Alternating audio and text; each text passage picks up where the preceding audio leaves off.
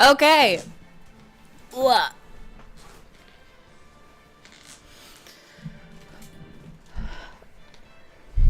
Alright, we made it.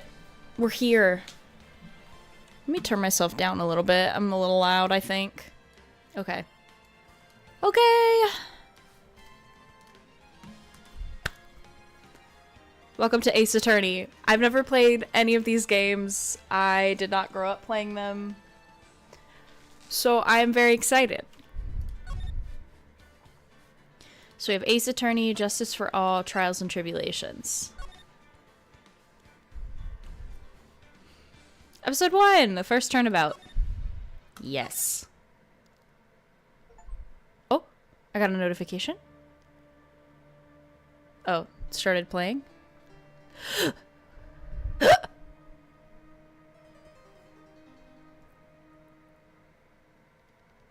Not a woman. Damn it. Why me? I can't get caught. Not like this. I gotta find someone to pin this on.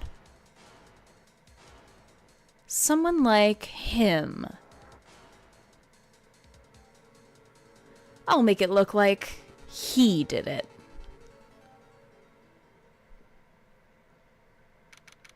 August 3rd, 9:47 a.m. District Court, Defendant Lobby number 2. I'm Elle Woods. She is me. I went to Harvard. What, like it's hard? Boy, am I nervous. Right.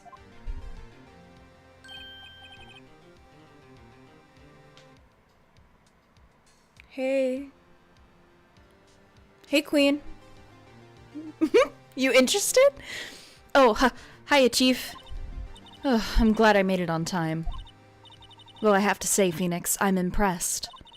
Not everyone takes on a murder trial right off the bat like this. It says a lot about you, and your client as well. Thanks? Actually, it's because I owe him a favor. A favor? You mean you knew the defendant before this case? Yeah. Actually, I kind of owe my current job to him. He's one of the reasons I became an attorney. Well, that's news to me. I want to help him out any way I can. I just really want to help him. I owe him that much. It's over. My life, everything, it's all over. Court record.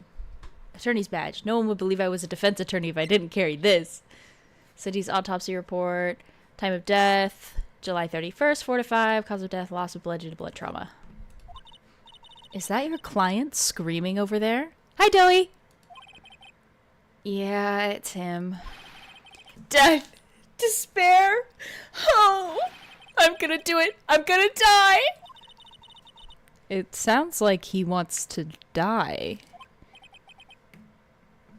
It did. I had to, oops.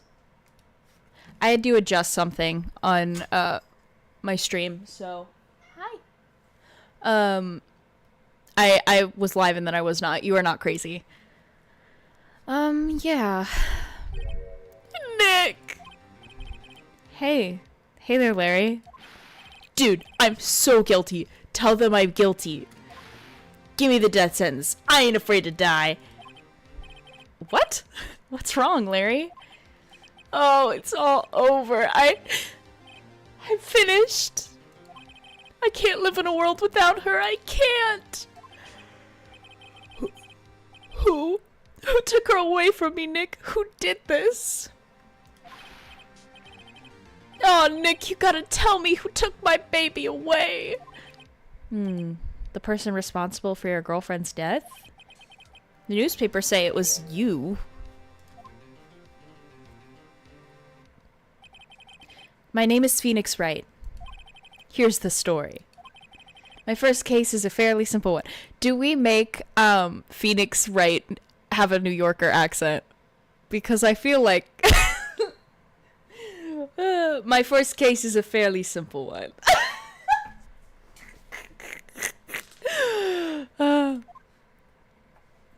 Oh, Cindy. Oh, poor Queen. A young woman was killed in her apartment. The guy they arrested was the unlucky sap dating her. Larry Butts. My best friend since grade school.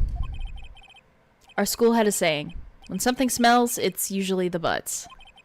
In the 23 years I've known him, it's usually been true.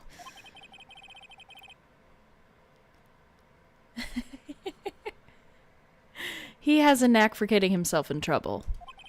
One thing I can say, though, it's usually not his fault. He just has terrible luck.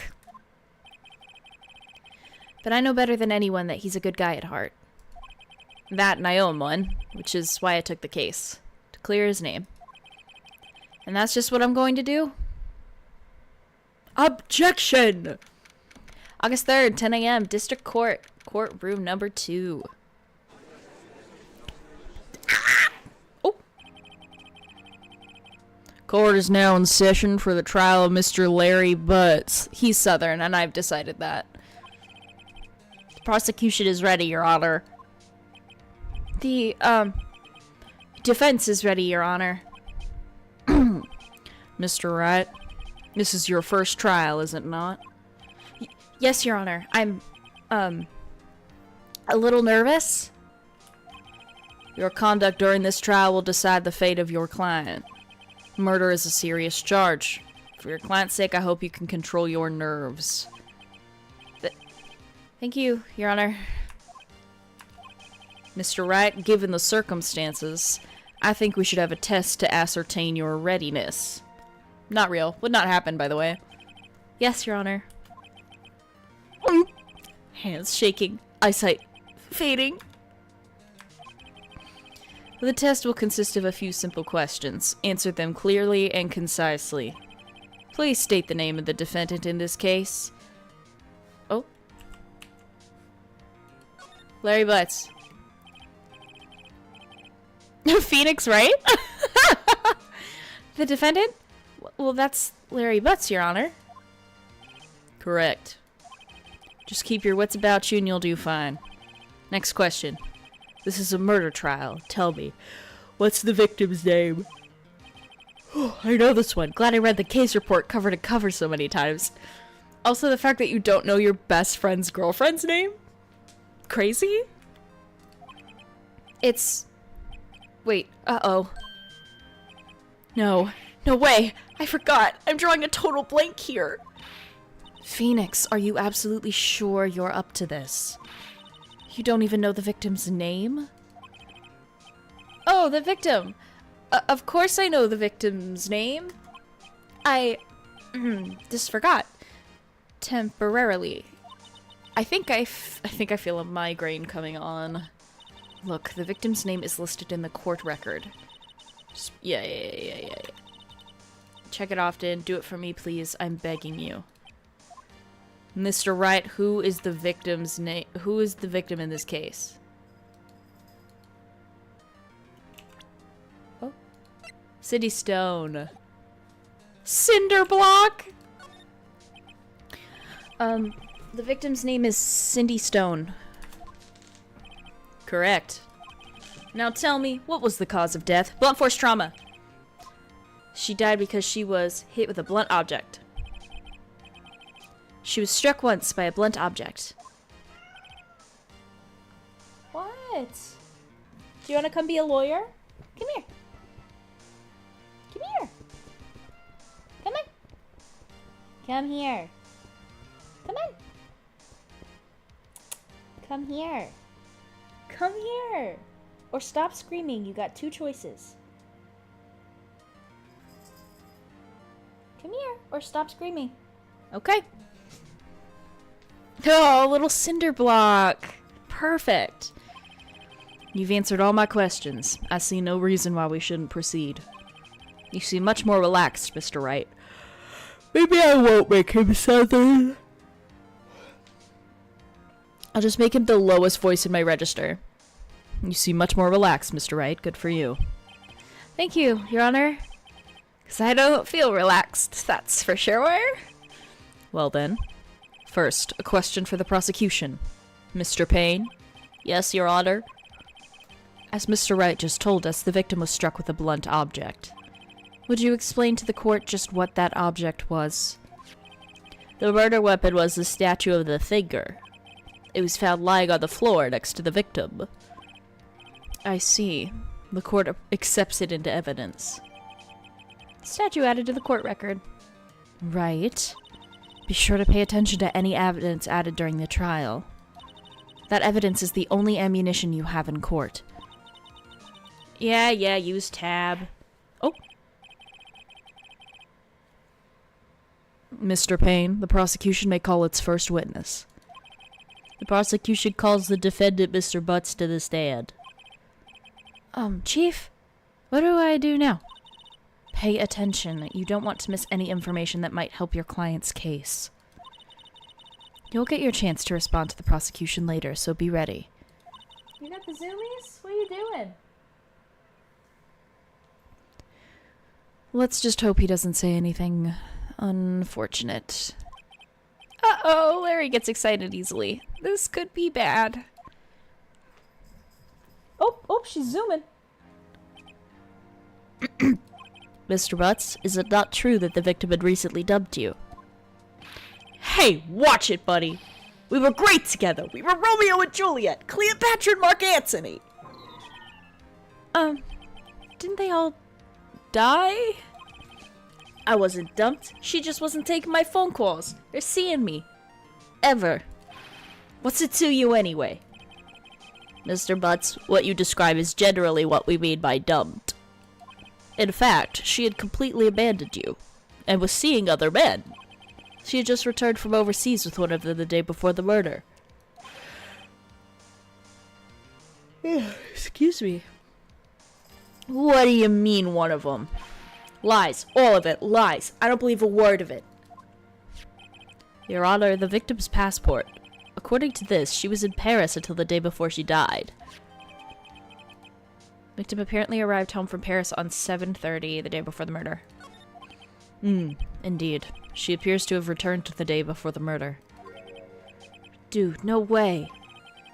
The victim was a model, but she did not have a large income. It appears that she had several sugar daddies. Daddies? Sugar?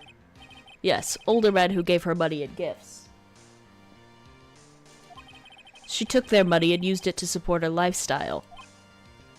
Dude! We could clearly see what kind of woman this Miss Stone was. Hey! Tell me, Mr. Butts, what do you think of her now? Right. I don't think you want him to answer that question. Yeah, Larry has a way of running his mouth in all the wrong directions. Should I stop him from answering? My client had no idea the victim was seeing other men. That question is irrelevant to this case. Ugh. Dude, Nick, what do you mean irrelevant? That's cheating, she-dog. I'm gonna die. I'm just gonna drop dead. Yeah, and when I meet her in the afterlife, I'm going to get to the bottom of this. Let's continue with the trial, shall we? I believe the accused's motive is clear to everyone. Yes, quite. Oh boy, this is so not looking good. Next question. You went to the victim's apartment on the day of the murder, did you not? Well, did you or did you not? Well, maybe I did and maybe I didn't. Uh-oh, he went. What do I do? Have him answer honestly. I know, I'll send him a signal. Tell the truth. Yeah, I was there. I went. Water. Well, Mr. Butts? Dude, chill. She wasn't home, man, so, like, I didn't see her. Your Honor, the defendant is lying. Lying? The prosecution would like to call a witness who could prove Mr. Butts is lying. Well, that simplifies matters. Who's your witness? The man who found the victim's body, just before making the gruesome discovery. He saw the defendant fleeing the scene of the crime.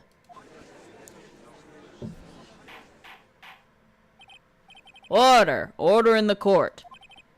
Mr. Payne, the prosecution may call its witness. Yes, Your Honor. This is bad. On the day of the murder, my witness was selling newspapers at the victim's building. Please bring Mr. Frank Switt to the stand.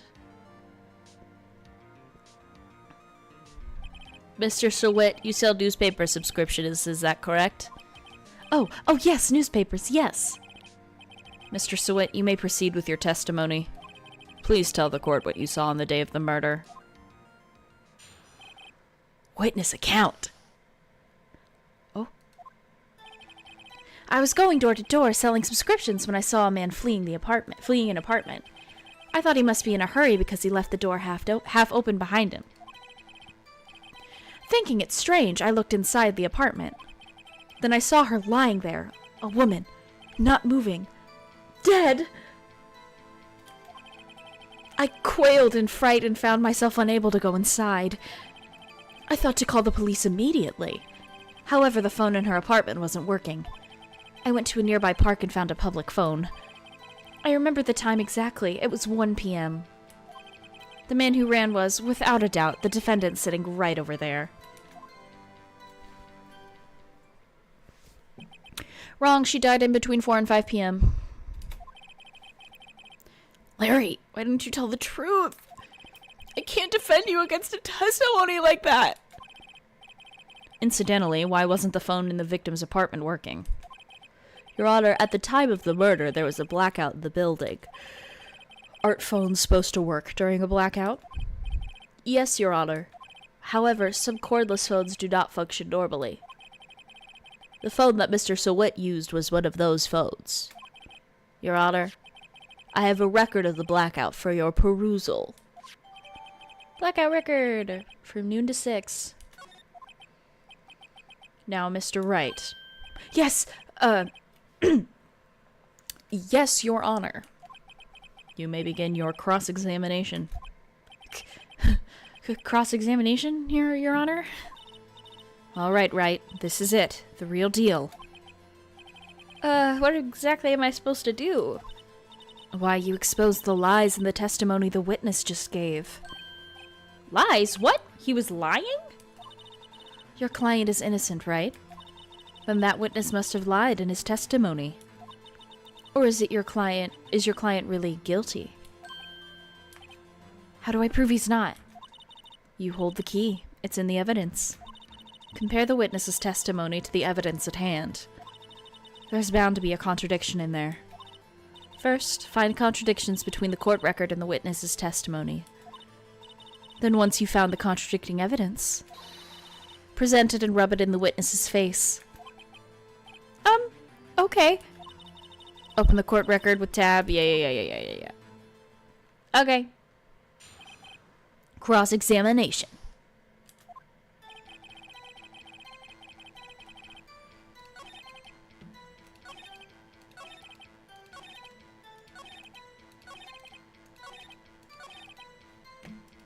No. That's all of it. There must be a contradiction in there somewhere. Then find the evidence that contradicts his testimony and present it to the court. Oh, okay.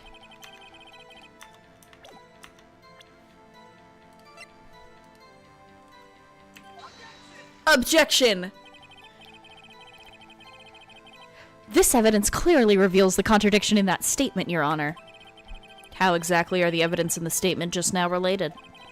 They aren't, are they? Oh, okay. I have to be on the page that it says. Got it. I got it.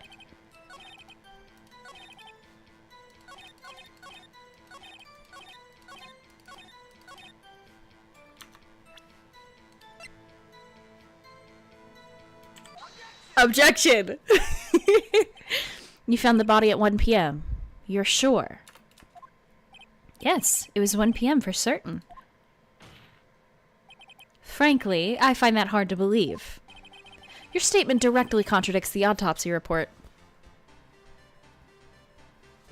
The autopsy notes the time of death at some time after 4 p.m.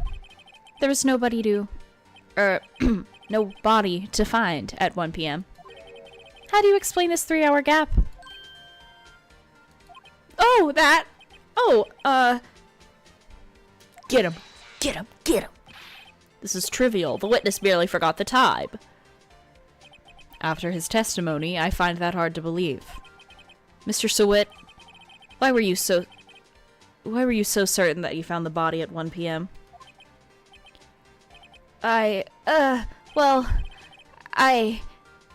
Gee, that's a really good question. Great job, Wright. Way to put him on the spot. I want to marry her, I fear. That's all you have to do. Point out the contradictions.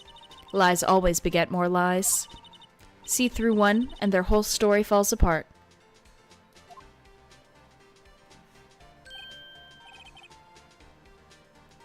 Joey, what?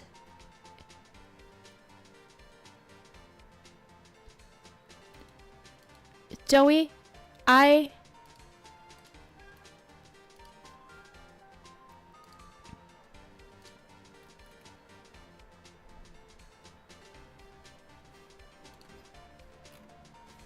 don't know how to feel about that comment, by the way. Wait, I remember now. Would you care to give your testimony again? It's the emojis for me. Time of discovery. You see, when I found the body, I heard the time. There was a voice saying the time. It was probably coming from the television. Oh, but it was 3 hours off, wasn't it? I guess the victim must have been watching a video of a taped program. That's why I thought it was 1 p.m. Terribly sorry about the misunderstanding. Wrong. Blackout. I see. You heard a voice saying the time on a taped program. Mr. Wright, you may cross-examine the witness. Done. Done. I got this one. I got this one, babe. Don't even worry about it, babe. I mean, chief. I mean, mommy. I mean, sorry.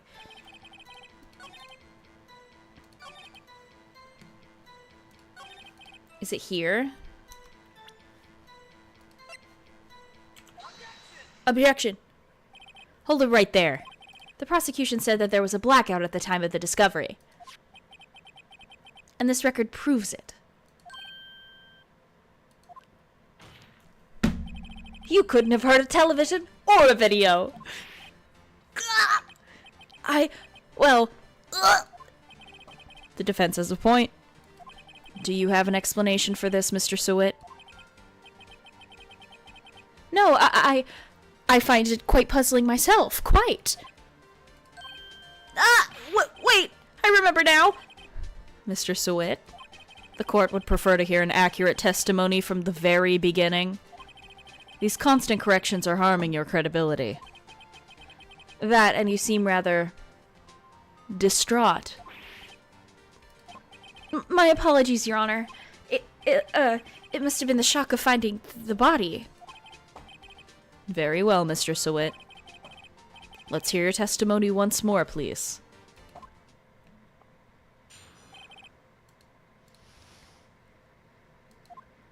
Actually, I didn't hear the time. I saw it. There was a table clock in the apartment, wasn't there? Yeah, the murder weapon. The killer used it to hit the victim. That must have been what I saw. No, King. It was a statue. You saw a clock? I guess that would explain it. The defense may cross-examine the witness. Gladly. He's serving, I fear.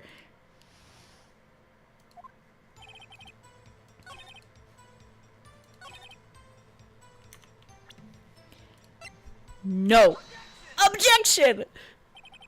Wait just a moment. The murder weapon wasn't a clock. It was this statue. Now, how is this supposed to be a clock? What? You with your objections and your evidence? Just who do you think you are? Just answer the question, Mr. Sewit. Hey, I saw it there, okay? That's a clock. Your Honor, if I may. Yes, Mr. Payne. As the witness stated, the statue is indeed a clock. The neck is a switch, and you tilt it and it says the time out loud. And it doesn't look like a clock. I submit it as a statue, my apologies. I see. So the murder weapon was a table clock after all. Well, Mr. Wright. Sorry. I'm trying to make the sound and stuff more even. Do you have any problems with his testimony now? Yes. Your Honor, there is a gaping hole in the witness's testimony. The only way he could have known the weapon was a clock is to hold it in his hand. Yet the witness testified that he never entered the apartment. Get him, King! Clearly a contradiction. Indeed. The witness knew it was a clock because he went into the apartment. You were inside the apartment on the day of the murder. Oh yeah? Prove it. Prove I went in there. I'll do better than that. I can prove you were the one who killed her. You struck her with the clock, and the shock of the blow triggered the clock's voice. That was the sound you heard.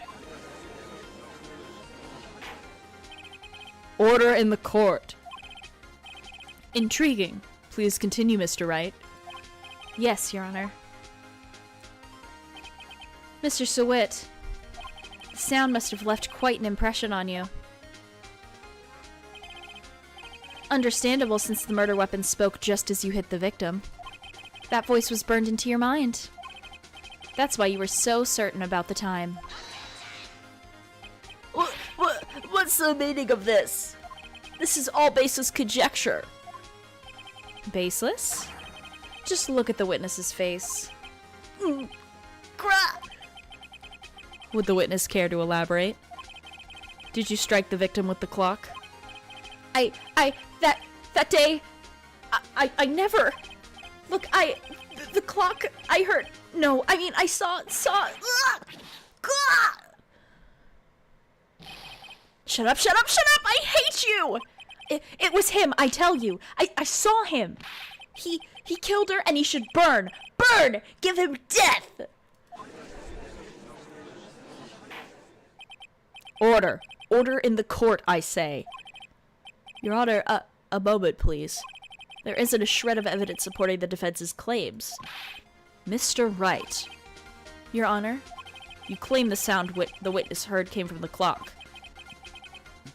Do you have any evidence? The whole case is riding on this. Your Honor, the sound Mr. Sewit heard was definitely this clock. A fact which is clear if you simply...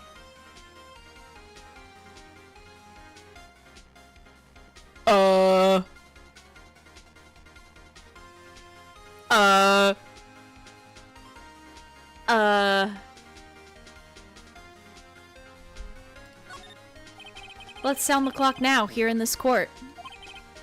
Your Honor, may I have the clock? I ask the court to listen very carefully.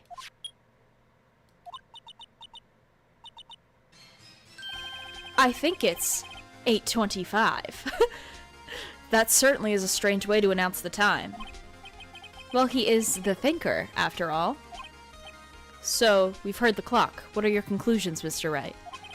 Mr. Payne, can you tell me what time it is now? It's 11:25. Ah! As you can see, this clock is exactly 3 hours slow. Precisely the discrepancy between what Mr. Sewit heard and the actual time of death. So, Mr. Sewit, try to talk your way out of this one.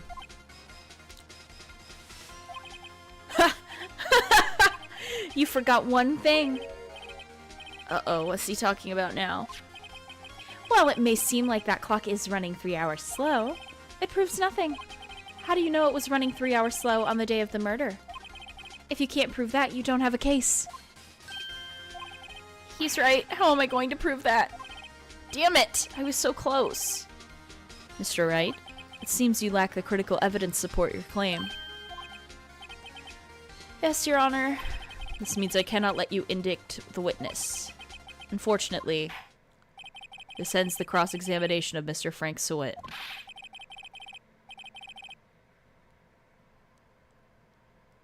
I come all the way down here to testify, and look what happens. You treat me like a criminal. A criminal! You lawyers are all slime. I almost had him. Sorry, Larry. I failed you. There's nothing I can do about it now. I failed? Mia! Mia! Mia! Not so fast, Mr. Sweat. Mia? I mean, Chief? Listen up, Wright. Don't throw this one away. Not like this. Think. But Chief, it's over. I can't prove the clock was slow the day of the murder. Nobody can prove that. Well, yes. But that doesn't mean you can't still win. Try thinking out of the box. Don't waste time doubting the facts. Assume the clock was 3 hours slow and think through it. Ask yourself, why was the clock 3 hours slow? Figure out the reason and you'll have your proof. Right? Can you think of a reason as to why the clock would be 3 hours slow? Yes. Wait! Maybe I can prove it. You must have evidence somewhere that can prove it, right? Find it and let them have it. Well, Mr. Wright, you say the clock was already running slow on the day of the murder. Have you found evidence to support this claim? Of course. There's a piece of evidence in the court record that can prove my claim beyond a doubt. Ha! Tough words. Let's see you pull this one off. Let's see this evidence that proves why the clock was running slow.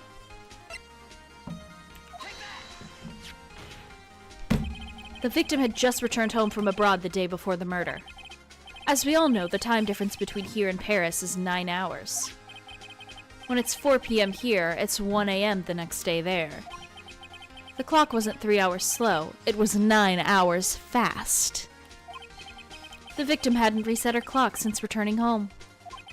That's why the time you heard when you struck her dead in her apartment was wrong. Proof enough for you, Mr. Sewit? Or should I say, Mr. Did It?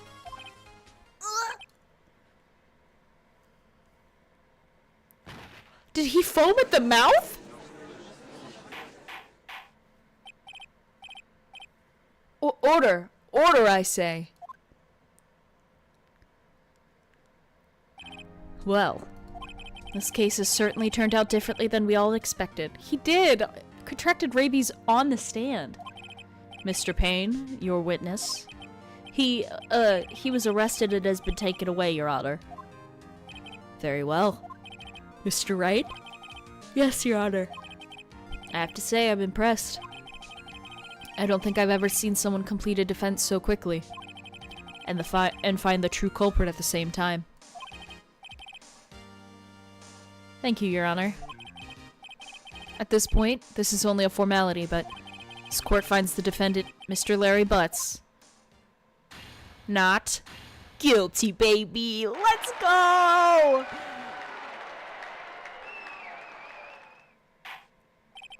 And with that, this court is adjourned.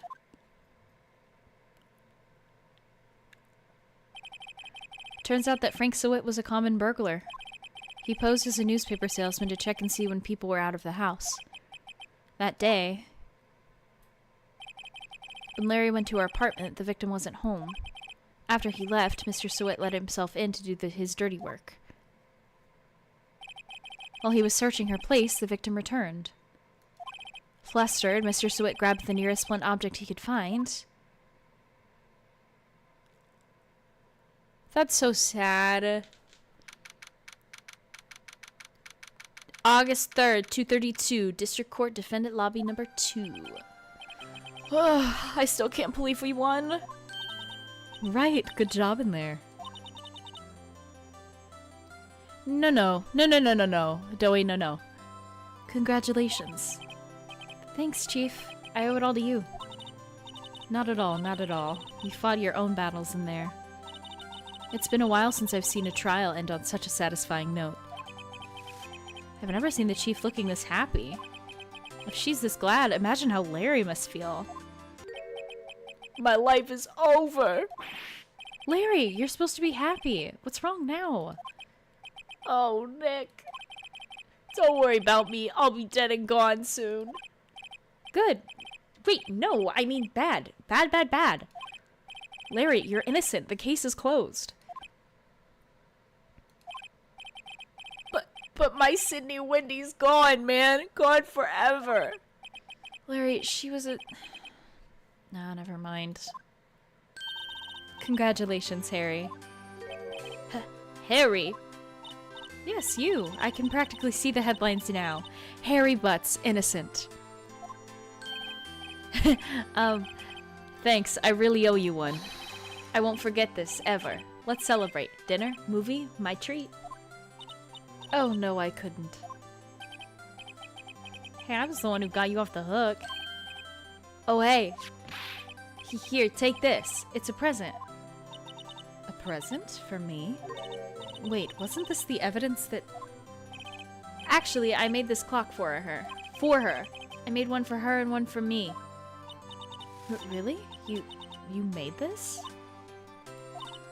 Well, thank you. I'll keep it as a memento. Yo, Nick. Can you believe it? I was so into that chick, and she was just playing me for a fool. Don't that make you just want to cry? Larry... Are you so sure? Excuse me? I think she thought quite a lot of you in her own way. Nah, you don't gotta sympathize with me, Soke. Oh, I'm not just sympathizing, really. Isn't that right, Wright? Don't you have something to show your friend? Something that proves how she felt about him? Huh? Yeah, right. What the heck is she talking about?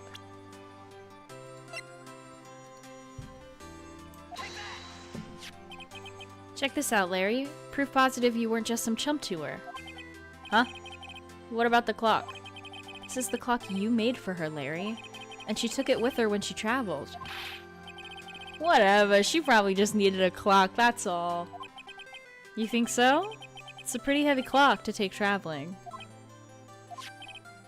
Well, make of it what you will. Hey, Nick. I'm glad I asked you to be my lawyer. Really, I am. Thanks!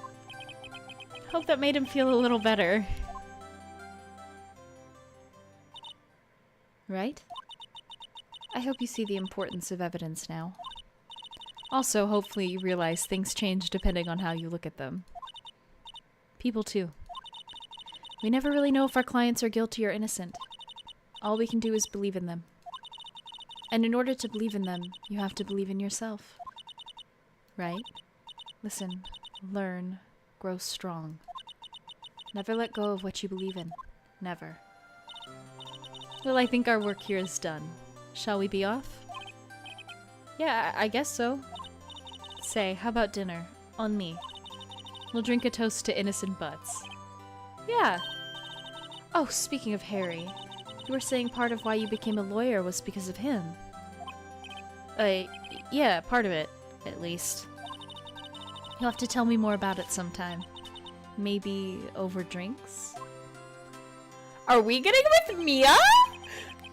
And so my first trial came to a close. Larry slapped me on the back and said, "Gee, Nick, it's good to have friends.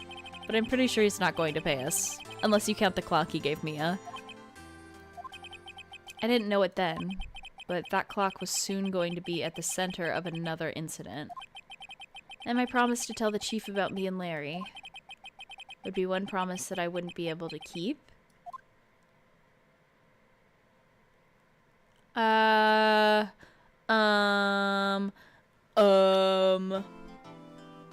many episodes are there? Oops.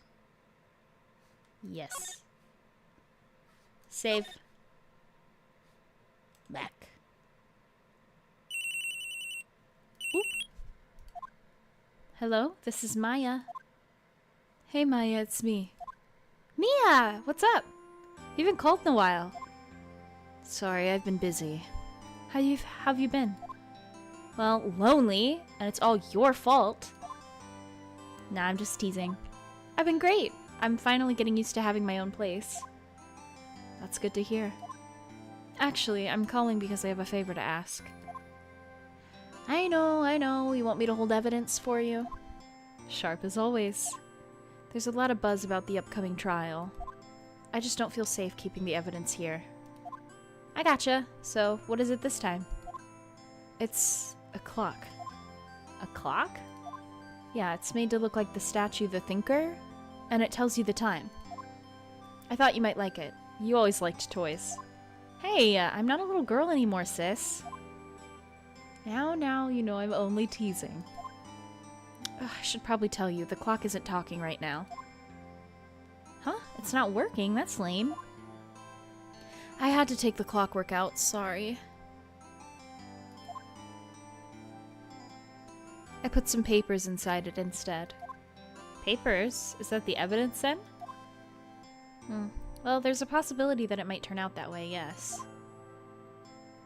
Can you come by the office tonight, say 9, to pick it up?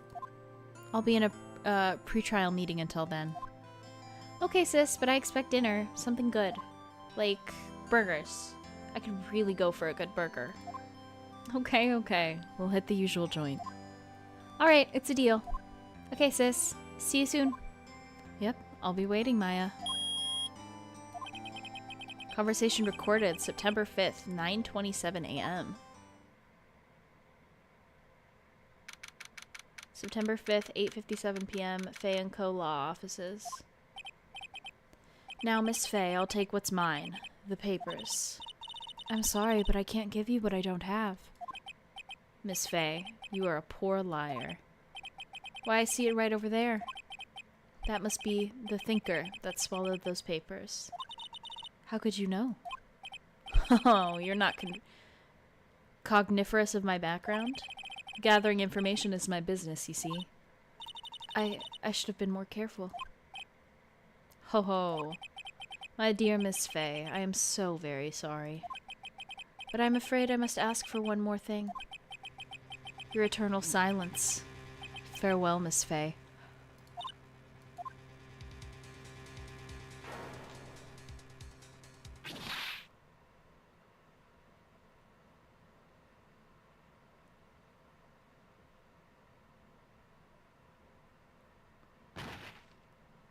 Red, white, blue.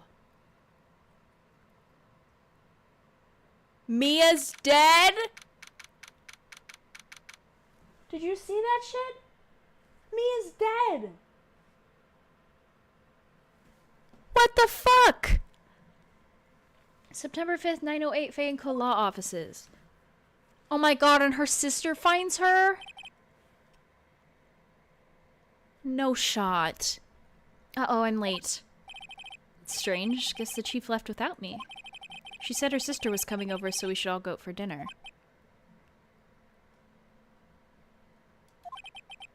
What's that smell? Blood? Mia! Maybe she's in her office.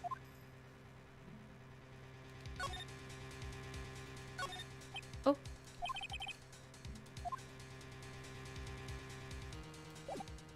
Move. That smell. Blood. Sis. Someone's there.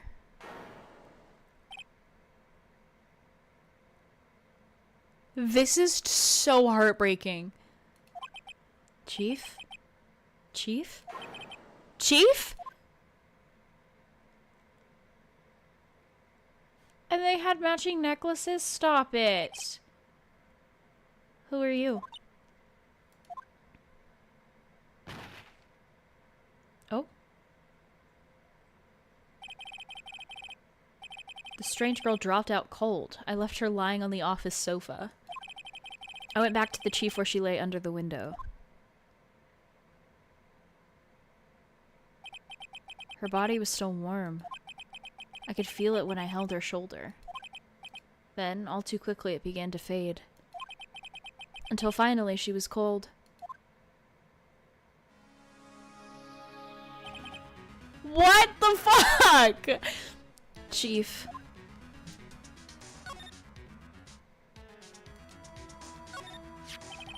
It's encrusted with dried blood. How ironic that this became the murder weapon again. Some shards of glass are scattered on the floor. They seem to be the remains of a glass light stand. Chief, it's hard seeing her like this, but if there are any clues here, she was struck on the head with a blunt object. She probably died instantly. The thinker lying next to her must have been the murder weapon. There are some glass shards near the chief's body. Must be pieces of the glass light stand lying broken in the back of the room. Nothing else here that seems like a clue. A piece of paper. It must have fallen from Mia's hand. What could it be? A word is written in blood on this scrap of paper. Maya. Did Mia write this? This piece of paper is a receipt from a department store, dated yesterday. I think that's enough snooping around for now. I'd better call the police and find out what the girl was doing here. Who do you think it was? Girl, like, Bestie?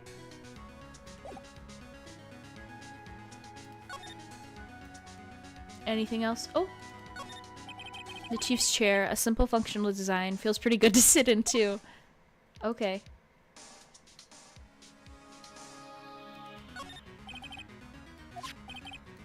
Oh, we already did this.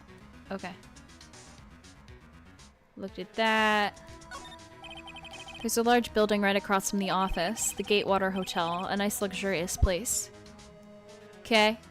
Window, body, lamp, stand, chair. Okay.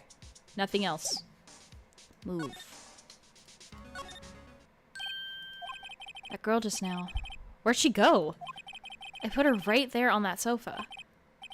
Uh-oh, I hope she didn't run on me. Yipes! Don't scare me like that. Excuse me, but who are you? It's okay, I work here. Thank you for the like, I appreciate you. Maya? Maya Faye? Maya Faye? Maya? So Mia was writing this girl's name. Maybe I should show her the receipt? I never thought there'd be a use for evidence like this outside the courtroom.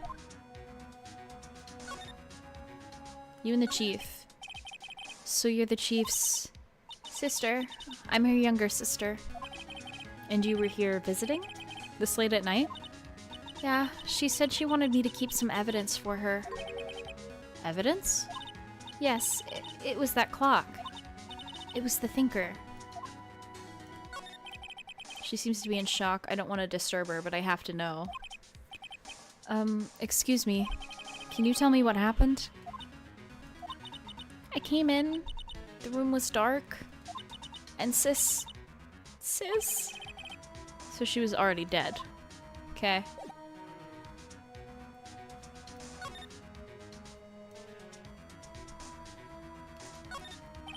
Small writing desk cluttered with office supplies. The reception desk, I usually sit here. So true. Couldn't cram more legal books in here even if you wanted to. If you can gaze upon the shelves without feeling insignificant. The sofa is for the clients. It's leather, a real luxury model. A large painting. I guess you'd call this modern art. I, on the other hand, call it a mistake. The door to the chief's office, it's slightly open. I better not touch the doorknob. Okay. Anything else? I don't think so. Hey! You know how you're really, like, upset about your sister? Here's your name that she wrote in blood. For you. Before Mia died, she wrote a message with her own blood. She wrote it on the back of this receipt. That's my name! But why? Why would she write my name? Please just calm down. Why would Sis write my name? Uh-oh, now I've done it. I'd better hurry and call the police.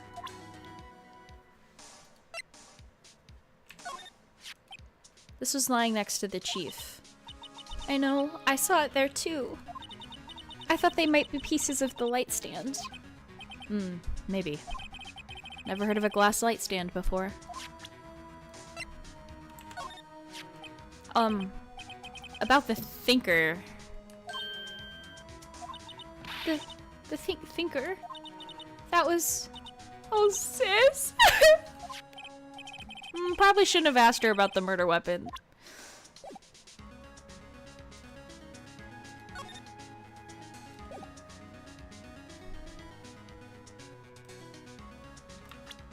Oop.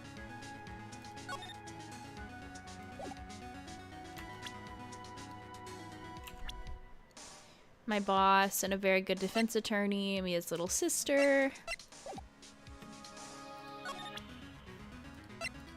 So true. I'm sorry, I've never seen that before. Girl, I don't know what to do now.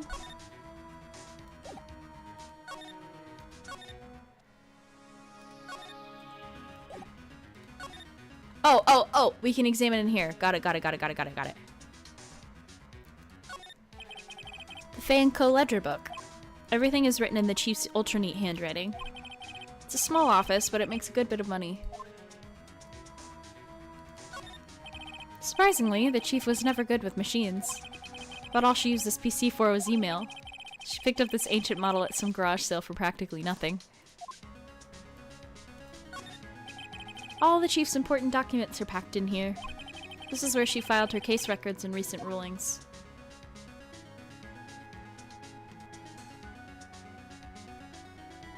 Okay. Right, I'd better call the police. That's funny. A few of the screws on the receiver are missing. Looks like someone was halfway through taking it apart. Police? Please come quick! What was that? Someone screaming from the outside of the window. Oh!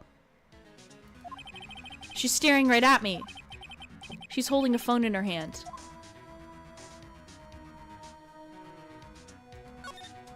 The phone receiver is missing a few screws. I'd better not use it.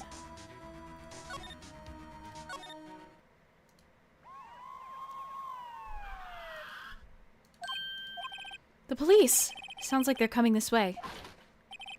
Freeze! Police!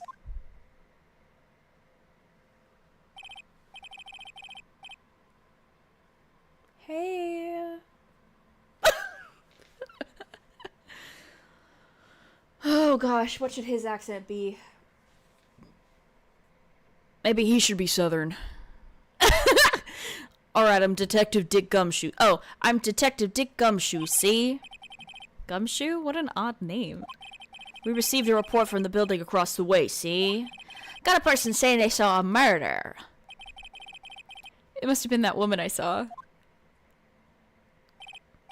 Anyway, I don't want either of you moving 1 inch, Kay? Great, just great. Maya? Wait, she would have... No.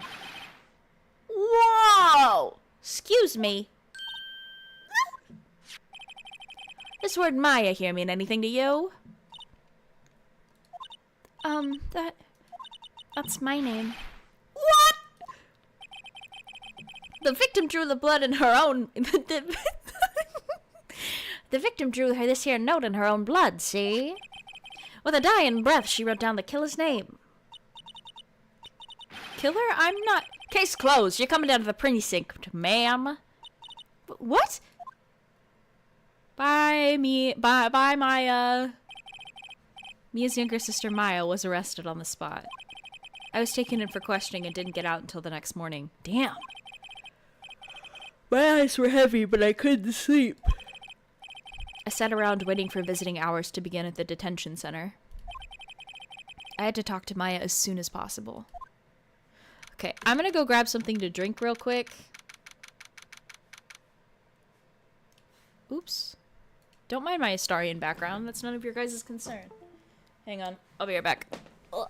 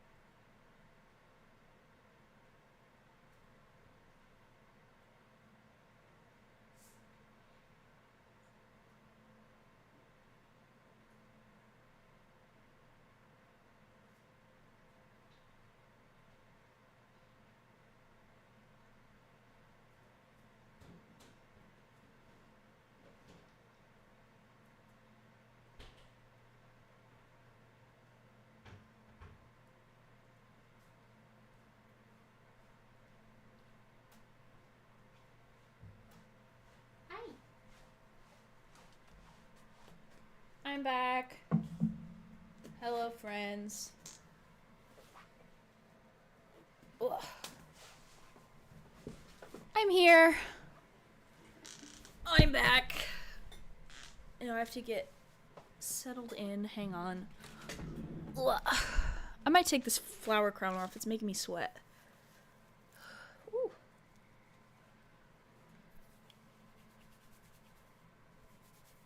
Okay. Alright, continuing onward. September 6th, 9:07 a.m. Detention Center, Visitors Room. Wow, they have poor Maya locked up like a criminal. Well, that's because they think that she is a criminal, Phoenix. Oh, it's you, the lawyer. I know, I'll put it back on later, I promise. Good morning. Good morning. She looks so tired. Me too, girl, me too. Hi, welcome to stream.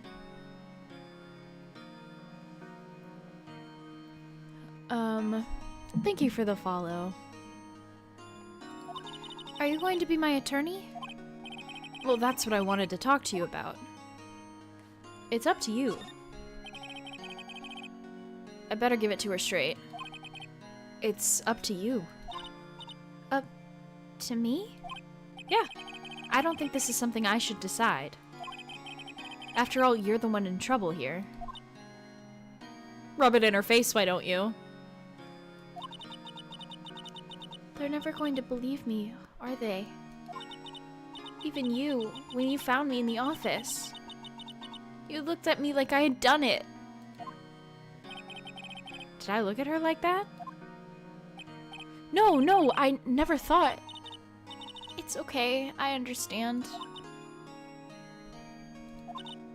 And I've also heard about you.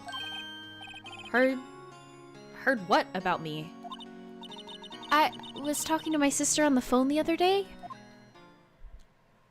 Was Mia gonna marry us? Oh no! Today was my junior partner's first time in court. Wow, really? How'd that go? It was quite the scene. Honestly, I was on edge the whole time. It's been a while. So he crashed and burned? He's a genius. One of those strike fear into the hearts of evil types. The only thing he's lacking is experience. Huh. Sounds like it was fun. Well, I know who to go to if I ever get into trouble now. I don't know, Maya. I think you might want to wait. Give him 3 more years. That is, unless you want to be found guilty.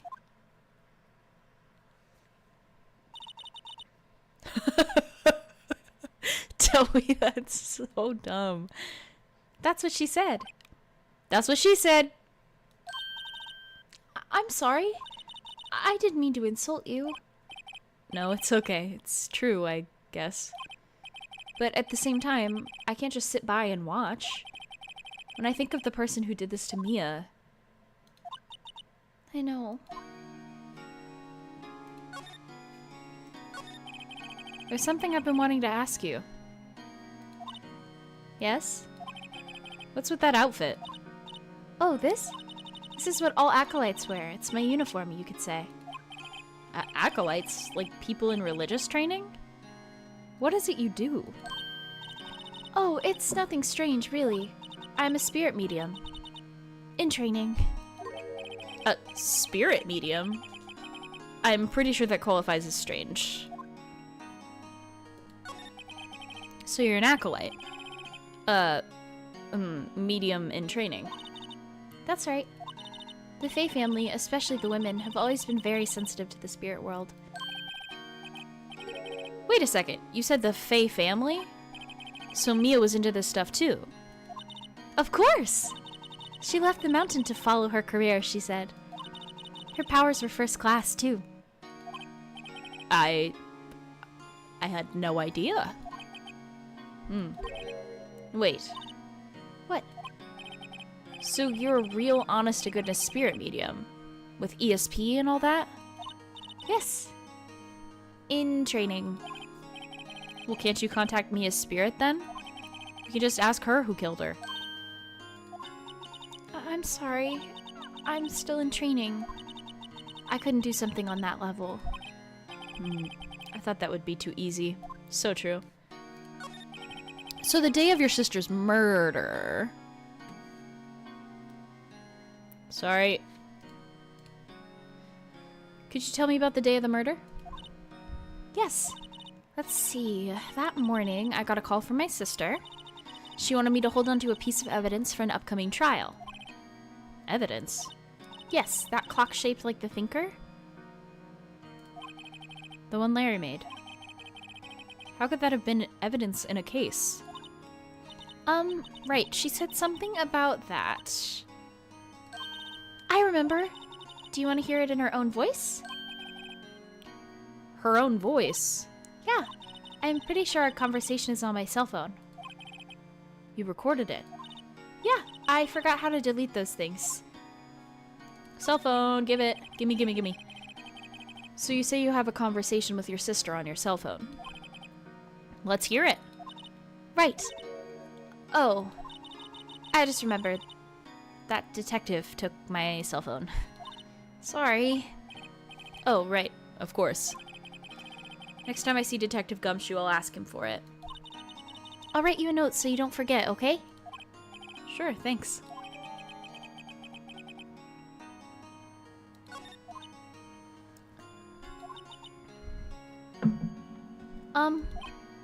Something the matter?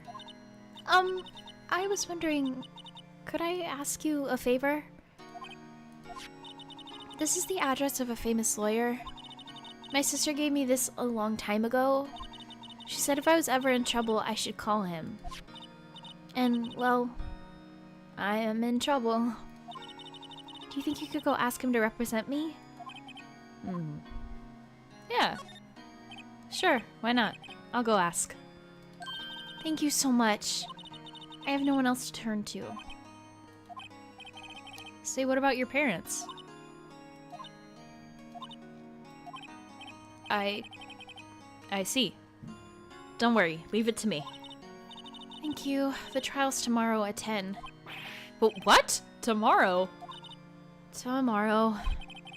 What if this guy refuses? They told me that if I don't find one, the state will pick an attorney to defend me. When will that happen? They're giving me until 4 this afternoon. Visiting hours are almost up. I'd better hurry. Right, I'll be back. Could you tell me about the day of the murder? Sorry, I know it must be hard. No, it's okay. All I've been doing the last few hours is talking about it. I've kind of gotten used to it. Let's see. That morning I got a call from my sister. She wanted me to hold a piece of evidence. Practically qualifies as serial murderer by now. So then, when did you arrive at the office? It was right around 9. The lights were off and I could smell blood. Then I found her, my sister. Thanks, Maya. That's all I need to hear for now.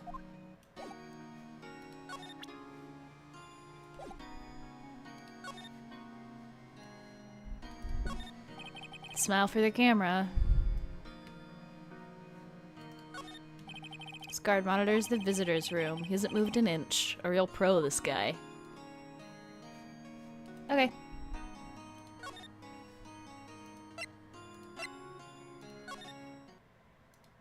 September 6th. The office is filled with police officers. They're all busily searching for clues. Hey, you there! This is a crime scene, pal! No trespassing! Sorry. Don't I know you from somewhere? Wait, you're that Butts guy, aren't you? No, Phoenix Wright. How could anyone mistake me for Larry? Guess I got the wrong name, Mr. Wright. Sorry about that. That Butts guy, he was a killer. And you're no killer, right? He was proven innocent. Right. And you were Detective Gumshoe. Gumshoe, wasn't it? Dick Gumshoe? Right, at your service. Hang on. That's Detective Gumshoe to you, pal. Anyways, get the name right. And don't go calling me Dick. Hey, Dick, get over here. Yes, sir. Be right there. You're her lawyer, right, pal? If we got business here, you'd better do it quick. Ooh, he thinks I'm Maya's lawyer. Maya. Or Mia. About Miss Faye. Did you do an autopsy? You want to know the results, eh? Now don't you look at me like that, pal. It's no use. She might have been your boss, but that doesn't mean you get any special treatment. Little baby dick gumshoe. Alright. You can see the report, but that's all.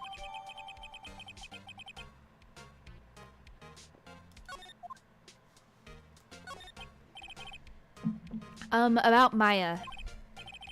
Yeah, I'm looking forward to the trial. Sorry, pal, but this is one trial you aren't gonna win. Why do you say that? The city's put Prosecutor Edgeworth on the prosecution. Edgeworth? I'm sure you know what that means, you being a lawyer and all. Prosecutor Edgeworth. That's right, pal, Mr. Miles Edgeworth himself. Wait, you know him, don't you? Of course not. Never heard of him. Whoa, and you call yourself a lawyer, pal? About 4 years ago, this Edgeworth guy became a prosecutor at the age of 20. Edgeworth is my age? That's insane. Everyone says he's a genius. Surprised you don't know him. Of course I know him. I was just playing dumb. He's a cold, heartless machine who'll do anything to get a guilty verdict. There are rumors of back alley deals and forged evidence. All I know for sure is that Edgeworth hates crime with an almost abnormal passion.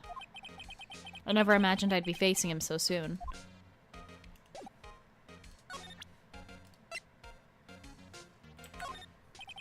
I was wondering, did you see Maya Faye's cell phone? Oh, that? I have that. Do you think you could give it back? Sure. I mean, wait a second, pal. Tricky lawyer. Uh-oh, he's on to me. I'll tell him straight. If I tell him why I want it, there's no way he'll give it back to me. Something the matter? Oh, no, it's just, you know, detective. Nope, I know nothing, pal. That cell phone has a lot of numbers on it, like her boyfriend's. A cell phone holds all a little girl's sweetest and spiciest secrets. Ew!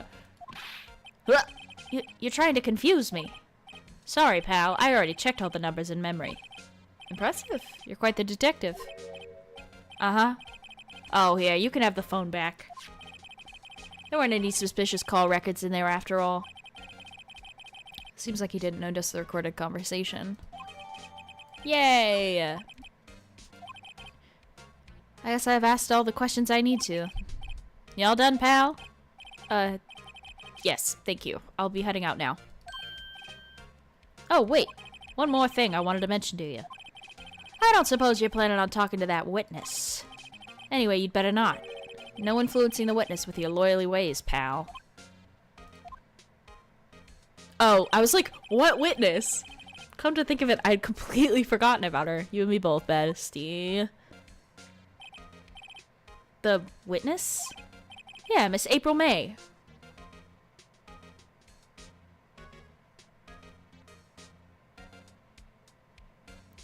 May I please have it for no nefarious reasons? I'm sorry about this, but I can't tell you anything about her. Well, you just told me your name. Miss May, huh? So you've sent her home already, then? Haha, you're trying your loyally tricks on me now.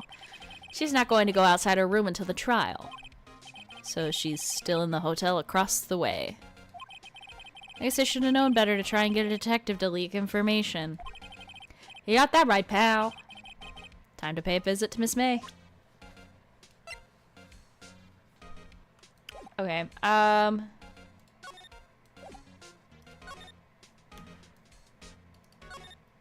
sky is blue, and so am I. There's that hotel right across the way. Mia's favorite potted plant. Cordyline Stricka, pal. An old movie poster. Apparently, this was the first movie that made Mia cry when she saw it.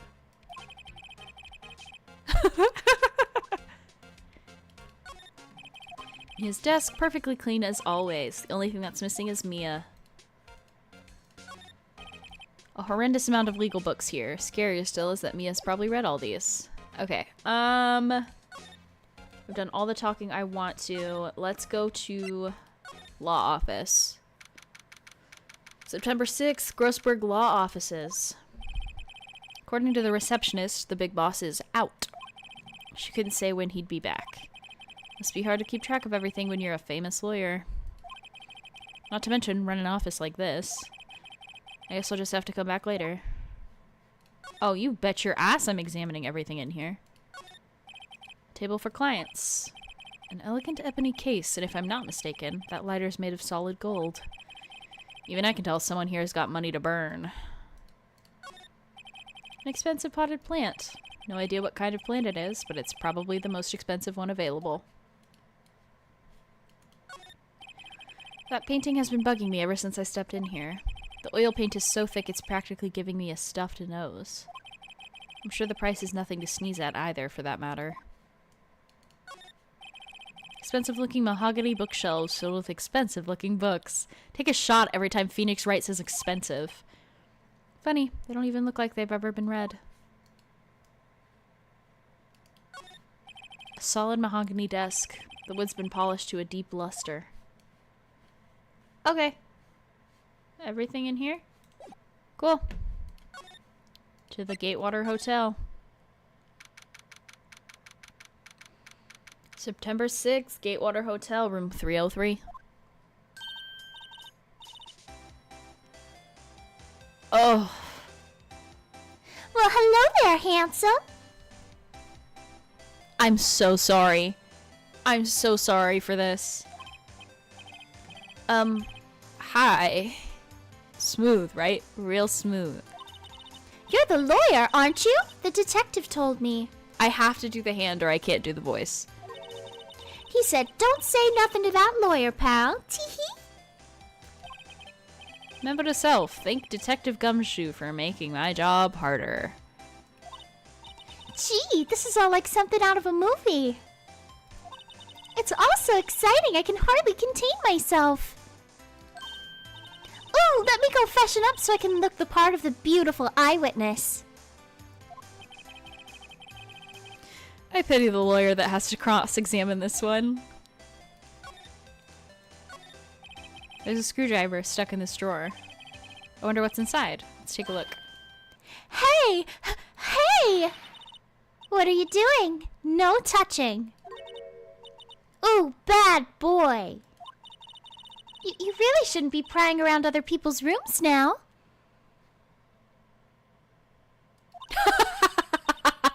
You're so right, Doey. You wouldn't want to make me upset, would you? Upset? I thought she was going to explode for a second there. I wonder what could be inside that drawer.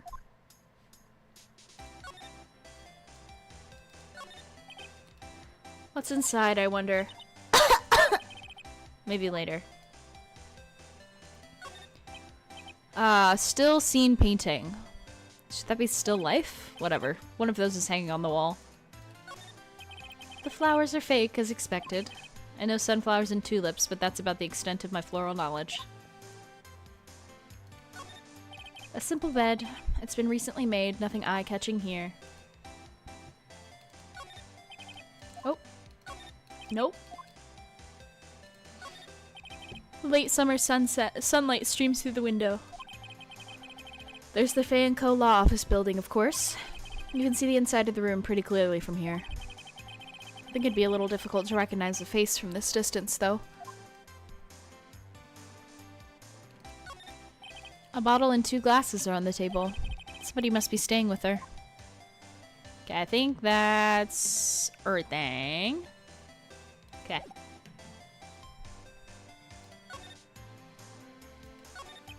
Do you think you could tell me something? I need you to describe what you observed at the time of the incident. Ooh, observe. Incident. You sound just like a lawyer in the movies. I like a man with a big vocabulary. I hate who she is. I hate who I've become. Better not encourage her. You know that thing that happened the other day? The bad thing? What did you see when it happened? I don't suppose you could tell me about it. Pretty please? Let me see. Well, dream on. If you want to know, you'll just have to come to court tomorrow, Mr. Lawyer. Oh boy. Could you just... Who exactly are you? Oh, Mr. Lawyer, are you hitting on me? No. Hey, I am just doing my job here. You know you're cute when you blush.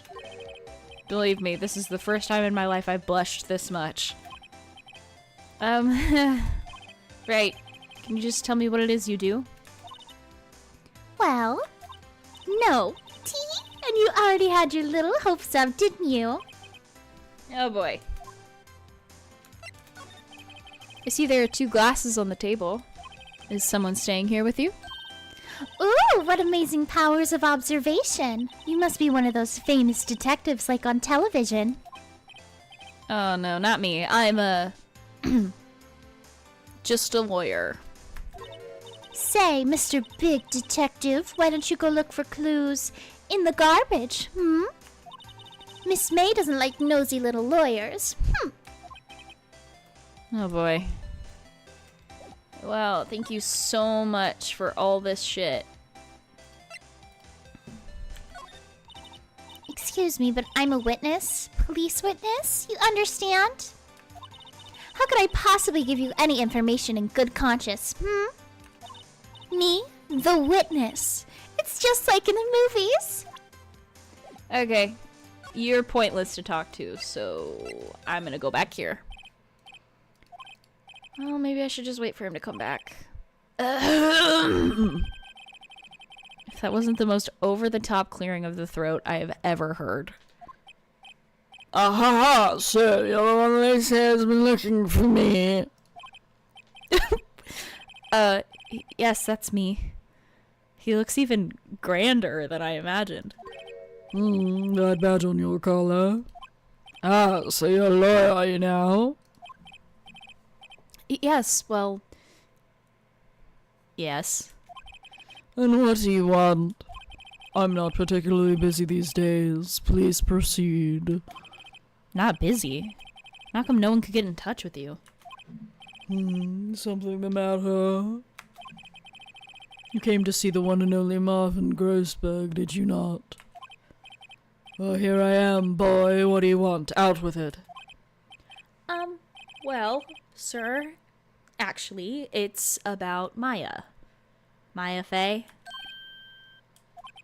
Ah, yes, my affair. Go on. Why this strange reaction?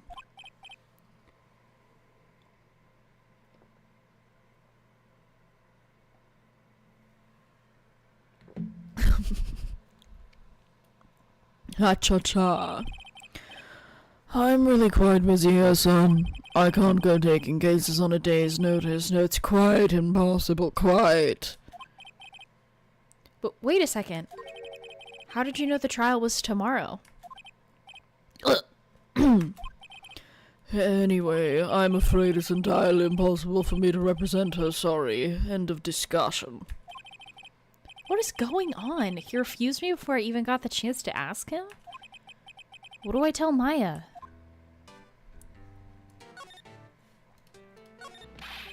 How can you just refuse like that? Please, tell me why you won't take the case. Well, you see, it's just, I'm busy, you see. But the client is Mia Fey's sister. Mia trusted you. She knew her sister would be in good hands. Yes, of course, I know that. However, I'm sorry, but I must refuse. Sorry, goodbye. Creep. Fine. I don't have time to argue with you anyway. I'll go look elsewhere. Think not. Did you say something? I think not, I said. What do you mean? I'm terribly, terribly sorry. but I'm afraid that no lawyer worth their salt will take on this particular case. Terribly sorry, my boy. Why? I cannot say. I beg your pardon, but could you leave now? I have nothing more to discuss with you. What is going on here? That's quite a painting. Aha! You noticed. It's my pride and joy. Impressive, isn't it? Well, isn't it? The color of the sky, the hue of the sea, the weave of the straw hat. It's worth at least 3 million. I have no intention of parting with it, of course. No, I won't sell it, not even to you. I wasn't interested. It's not for sale. I'm not buying. Oh, I'm not buying! Jeez. How did you know Mia Fey? She worked here a long time ago. Quite the apprentice, that one. Learned my techniques in the blink of an eye. She left one day, quite suddenly. She had a mission, you see. A mission? You could see it in her eyes. She followed it with a burning passion, never looked back, that one. Okay, thank you for the non-information. Let's go tell Maya the bad news. September 6th, 3:42 p.m. Detention Center. Hiya. Oh, you're back! Did you find the lawyer? Well, what do I tell her? Well, see, just be honest. I really don't think you should use that guy. He didn't seem healthy. He was all skin and bones. What really happened? You don't mean he refused to help? I see. I've been abandoned, then. What about your family? I only had my sister. My father died when I was very young, and I don't know where my mother is. Don't know, so she could still be alive. The women in my family have been mediums for generations. They say a lot of spiritual power runs in our blood. About 15 years ago, our family was involved in an incident. There's a man and he ruined our mother's life. Ruined? After that, she disappeared. Several years after that, my sister announced she would become a lawyer and she left the mountain. So you live by yourself? Yes, I've gotten used to it. Oh, also, I had to become independent or I'd lose my powers. I feel bad for her all by herself up on that mountain. So who is this man who, ruined your mother? About 15 years ago, there was an unusual murder case. It made quite a stir. Everyone was talking about it, apparently. The police were running out of leads, and they were getting desperate. Wait, they didn't use a spirit medium, did they? The police convinced my mother to try and contact the victim. Wow, so what happened? The case was solved, we thought. You thought? The man my mother helped the police capture was innocent. The police's consultation with the medium had all been carried out in secret, of course. But a man found out about it and leaked it to the press. He told all the papers that my mother was a fraud, and the media jumped on it big time. My mother became the laughingstock of the nation. I see. White. Excuse me? White? That was his name, my sister told me. White? Just a little longer now before the state-appointed lawyer comes, I guess. What are you gonna do tonight, Doy? 4 p.m., time's up. What should I do? Do I just leave her and go home? We're gonna defend Maya. I've made up my mind. I'm going to defend you whether you want me to or not. Why? Why? Well, I can't abandon you. No one is as sad as a person without any friends. Period, King. I know, I've been there a long time ago. Oh! Why did I become a lawyer in the first place? Because someone has to look out for the people who have no one on their side.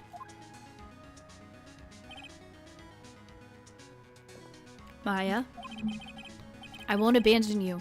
You can count on me. That's so kind of you. Maya! Well, let's fight this one and get you out of here. Right, thank you. She smiled at last. She looks like an entirely different person. Oh. One last question. You are innocent, right? Oh, I'm gonna move my camera a little bit. Wee.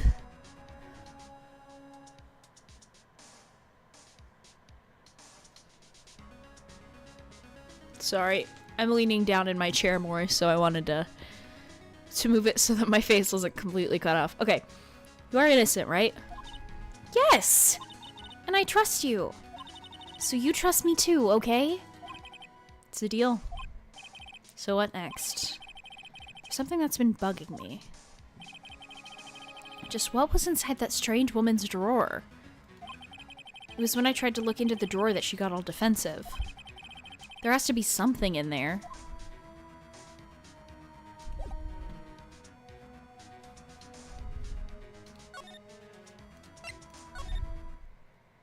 Oh!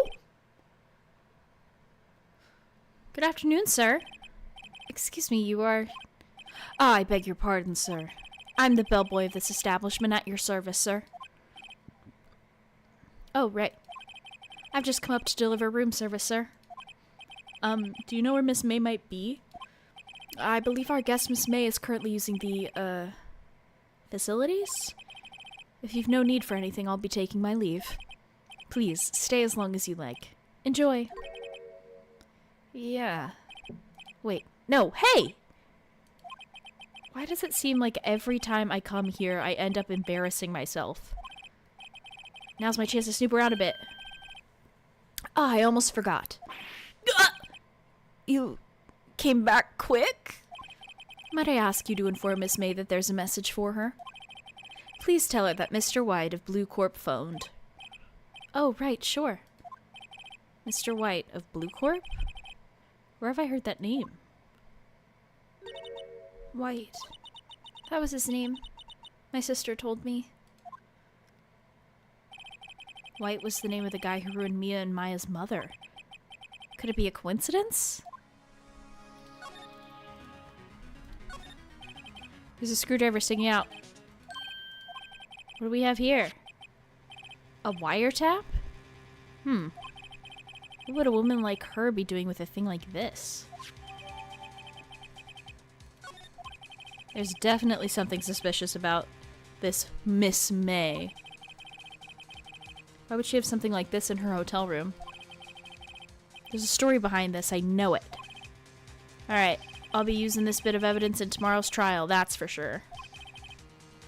For Maya's sake, I'll get to this woman's bottom. Wait! I mean... You know what I mean. Oh, bellboy, still there? Uh-oh, time to scram. Look forward to tangoing with you tomorrow, Miss May. In court. Enough.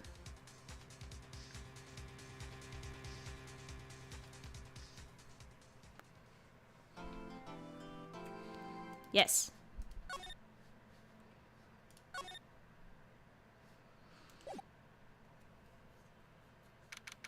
September 7th, 10 a.m., District Court, courtroom number 1. Let's go! Let's go! Court is now in session for the trial of Miss Maya Fey. Oh, he's British, for sure. The prosecution is ready, Your Honor. The defense is ready, Your Honor. Miles Edgeworth. Better not show any signs of weakness today, or he'll be on me in an instant. Mr. Edgeworth, please give the court your opening statement. Thank you, Your Honor. The defendant, Miss Maya Fey, was at the scene of the crime. The prosecution has evidence she committed this murder, and we have a witness who saw her do it. The prosecution sees no reason to doubt the facts of this case, Your Honor. I see. Thank you, Mr. Edgeworth. Let's begin then. If we may call our first witness, Your Honor, the prosecution calls the chief officer at the scene, Detective Gumshoe. So true. Witness, please state your name and profession to the court. Sir, my name's Dick Gumshoe, sir. I'm the detective in charge of homicides down at the precinct, sir. Detective Gumshoe, please describe for us the details of this murder. Very well, sir. Let me use this floor map of the office to explain. The body was found by this window here. And this cause of death? Loss of blood due to being struck by a blunt object, sir.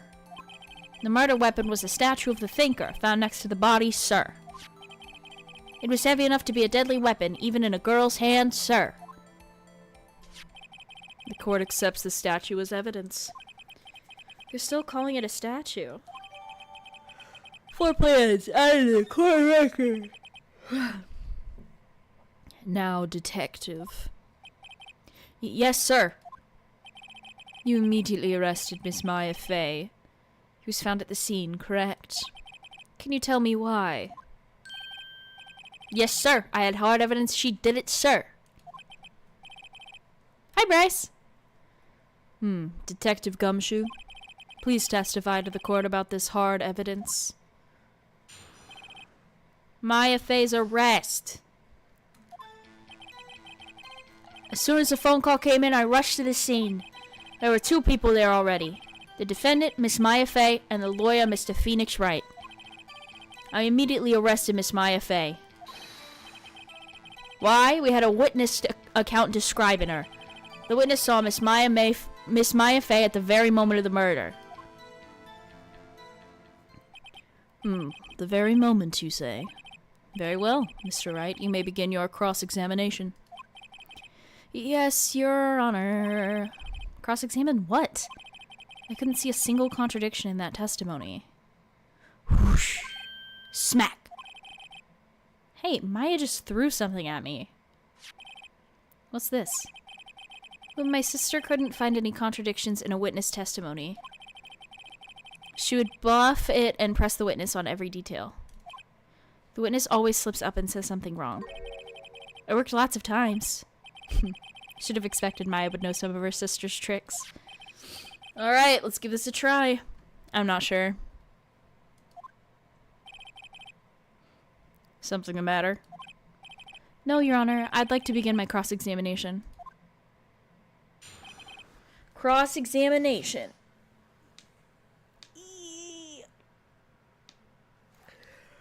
Okay. As soon as this phone call came in, I rushed to the scene. Press. Hold it!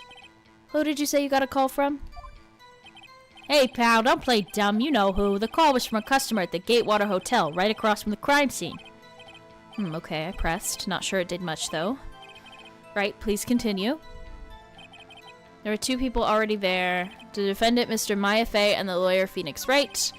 I immediately arrested Miss Maya Fey. Why? We had a witness account describing her. The witness saw Miss Maya Fey at the very moment of the murder. Are we sure? Hold on just 1 second. Yeah? If I heard correctly, you said you arrested her because you had hard evidence she did it, correct? Huh? Did I say that? Me? I heard you say it. You did say it. You said it. Exactly what about the suspicious woman in pink's claim was hard evidence? What? Miss May isn't suspicious, and she sure isn't pink, pal. But, well, I guess she is pink. That's enough, Detective Gumshoe. Do you have any more solid proof other than her claims, Detective? I guess pressing can have its advantages. Yes. Ugh. Sorry, I got the order of things mixed up in my testimony, Your Honor, sir. There was something I should have told you about first, Your Honor. Very well, detective. Let's hear your testimony again. Witness testimony. After securing the suspect, I examined the scene of the crime with my own eyes.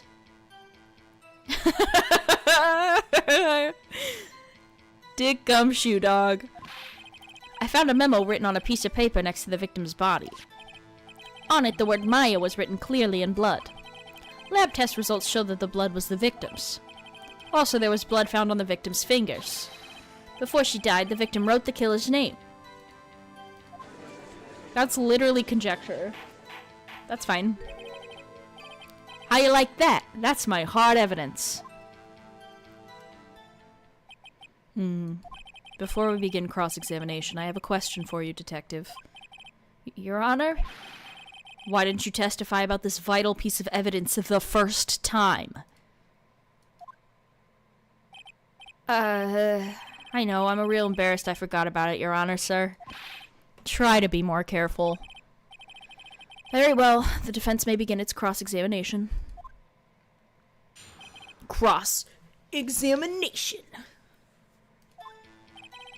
After securing the suspect, I examined the scene of the crime with my own eyes. Oh no, now I have to start using my brain. Cell phone, broken shards, thinker.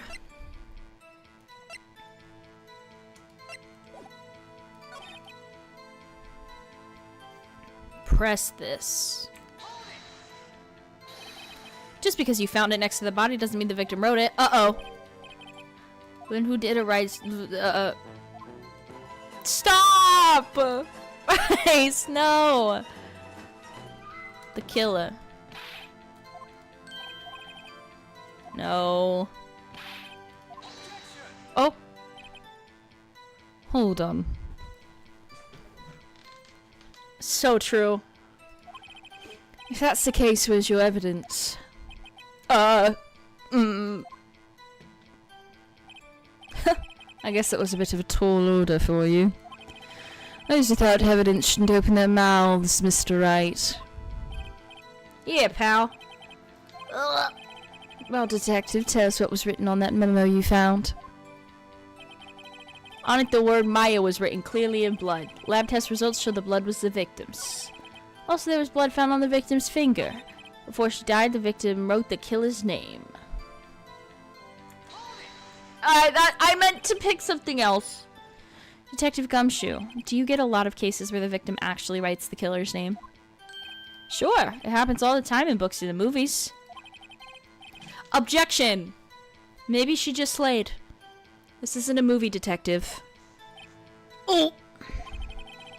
Let's talk about reality, shall we? I guess I haven't heard of many cases, no. Don't you find it a little odd that the victim would write down a name? Especially the name of her own sister?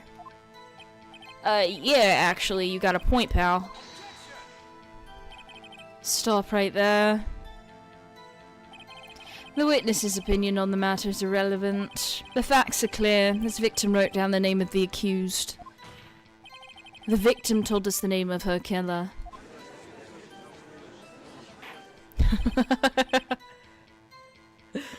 Order. That didn't go so well.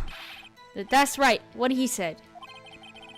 That's his whole testimony. Okay, there has to be a contradiction somewhere in there. Okay.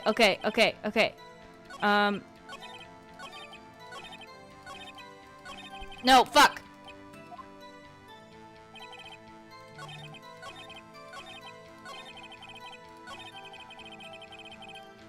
Present. Objection! Your Honor, that statement contradicts this evidence. It does? I don't see anything contradictory. Fuck! Objection overruled. What the fuck? I'm gonna fail this, I fear. Before she died, she wrote the killer's name.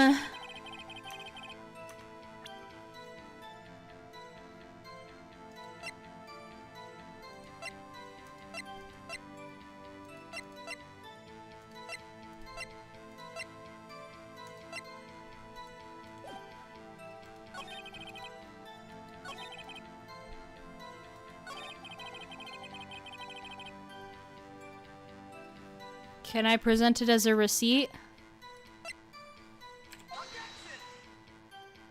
Nope, I failed this, I fear. Your Honor, I'm gonna fail this. Guys, I never said I was smart. Okay?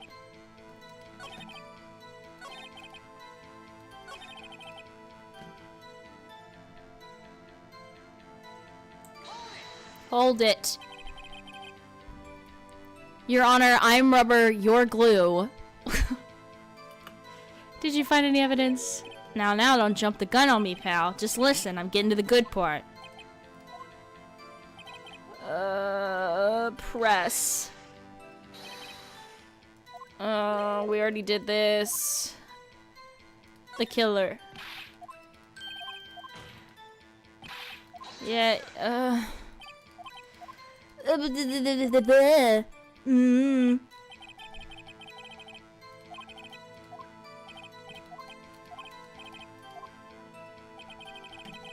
Thanks! I, had someone make them. My favorite is the one of me with a gun. Oh, the game went away, but it's worth it.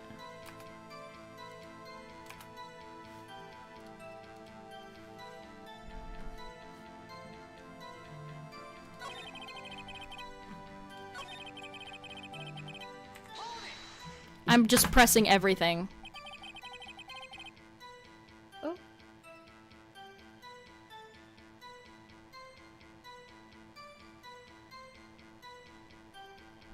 Right on these nuts. Do you have proof that was Mia who wrote it? Of course I do, pal. Our result tests show the blood was the victims. Hold it. What kind of tests were these? What kind? I hear they take the little bits in the blood, the hermoglobulins, hermoglobulin bobbin. I refuse to testify on this matter, pal. I'm no expert on blood tests. Yes, that was quite clear. You may continue your testimony. Detective Gumshoe. Yeah? I look forward to your next evaluation, as should you. Oh. That was a mess. Right, where was I? Also, there was blood found on the victim's finger. The homogoblins are in your blood.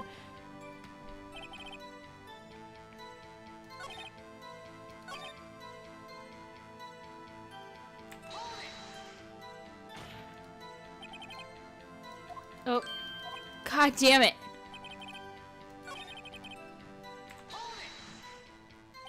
On which hand was the bloody finger, detective? The right hand. She was right-handed. Ha ha ha! Nice try. I don't know what to put down! Okay, hold on. We got evidence. It's fine. Let me see.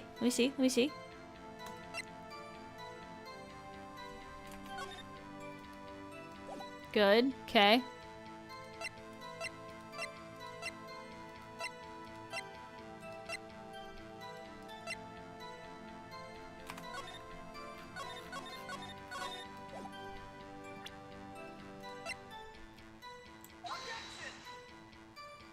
Fuck!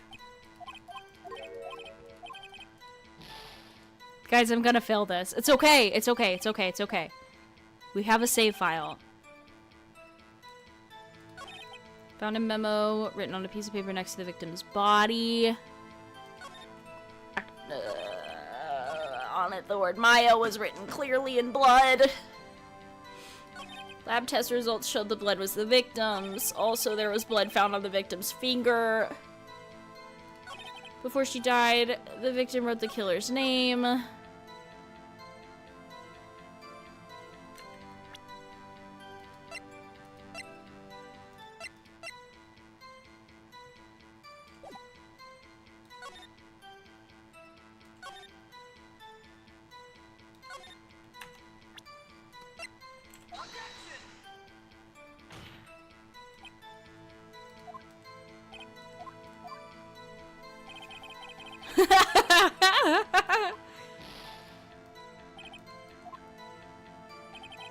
Brother, I have no guesses. I'm just gonna keep trying some shit.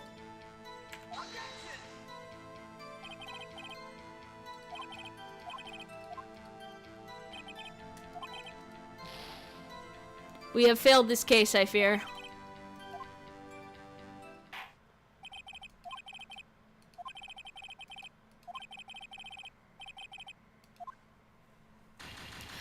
Guilty! So true.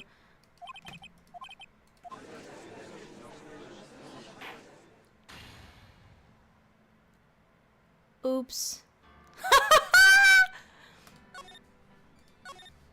Yes.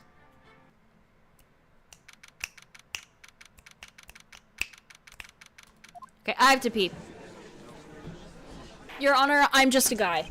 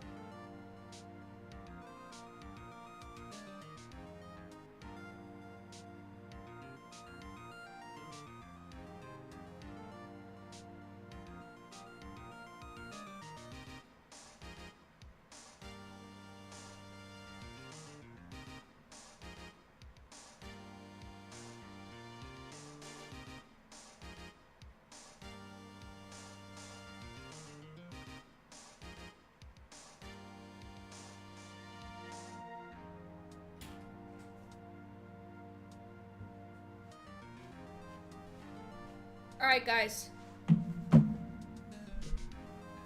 Ugh.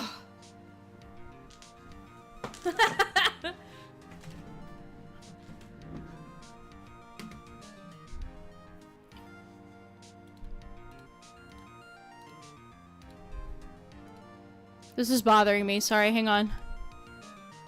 There we go.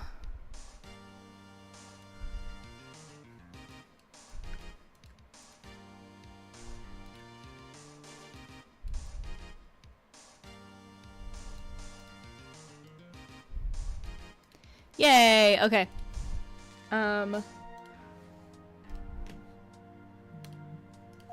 Trial is now in session.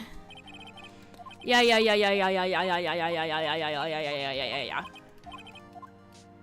We've been through this already. Witness, state your name and profession.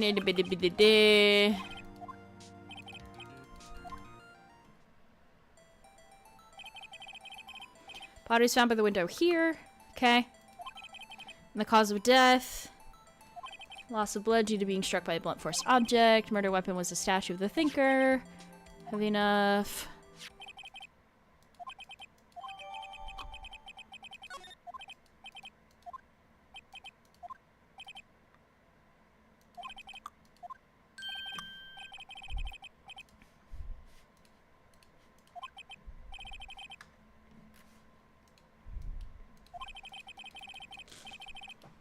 Okay.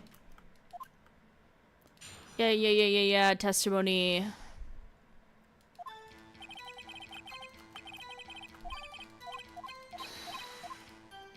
We've been through this.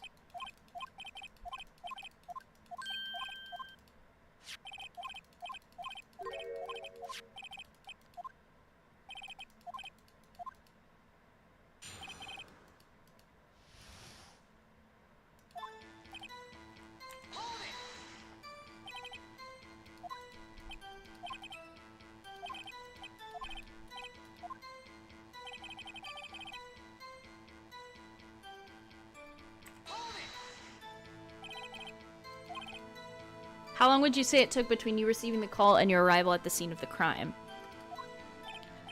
Right, I'd say it was about 3 minutes. That's pretty fast. Our motto this month is quick response. That's how I got there before the killer got away.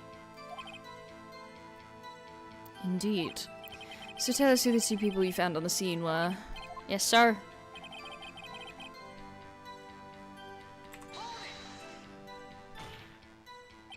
Are you absolutely sure it was us?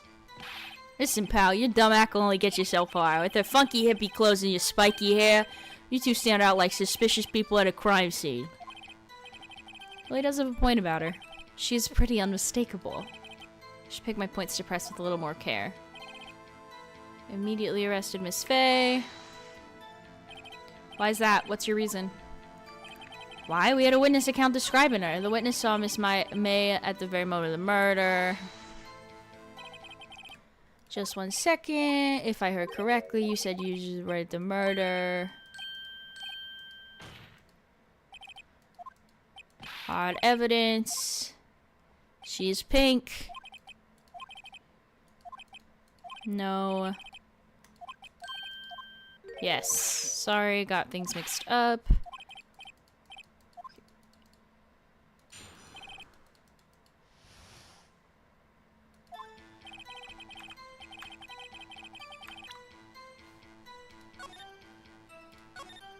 So we don't have to go through all of that again when I inevitably fail.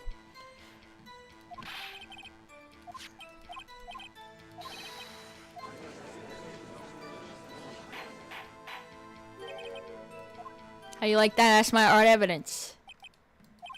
4 weeks in the alternative. Okay, cross-examination time.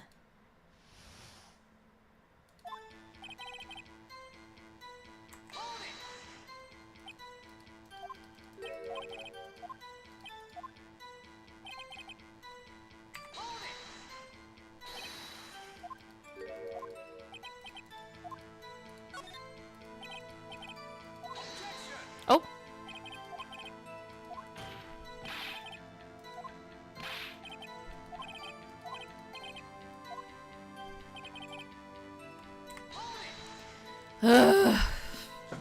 Do you have proof it was Mia who wrote it?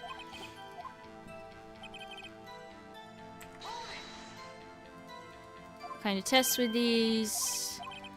Homo goblin bobbins.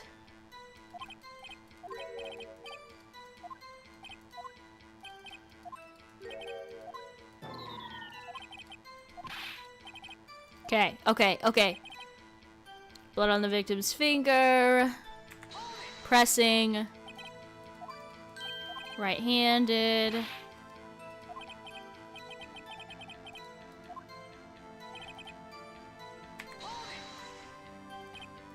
Detective Gumshoe, do you get a lot of victims? Yep, we already did this.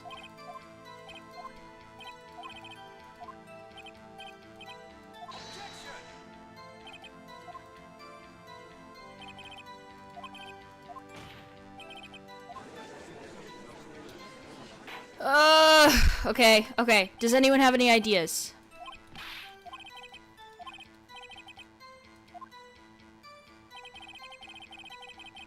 After securing the suspect, I examined the scene of the crime with my own eyes. I found a memo written on a piece of paper next to the victim's body.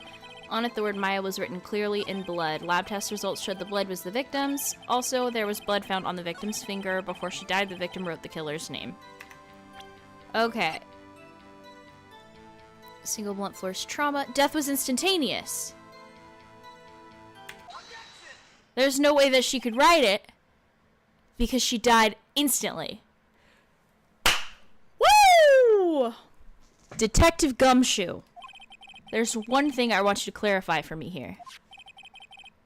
You say that the victim, Mia Fey, wrote this note. That she was accusing the defendant, Maya Fey. That's really what you're saying? What? This isn't one of those lawyer tricks now, is it? Of course she wrote it. Who else could have? You have it backwards, detective. But backwards? The victim is the only person who absolutely could not have written it. This is a report from your department, detective. Immediate death due to blow from blunt object. She died immediately. But no butting your way out of this one, detective. Period. Period. Period. Period. Order. Order. The defense has a point.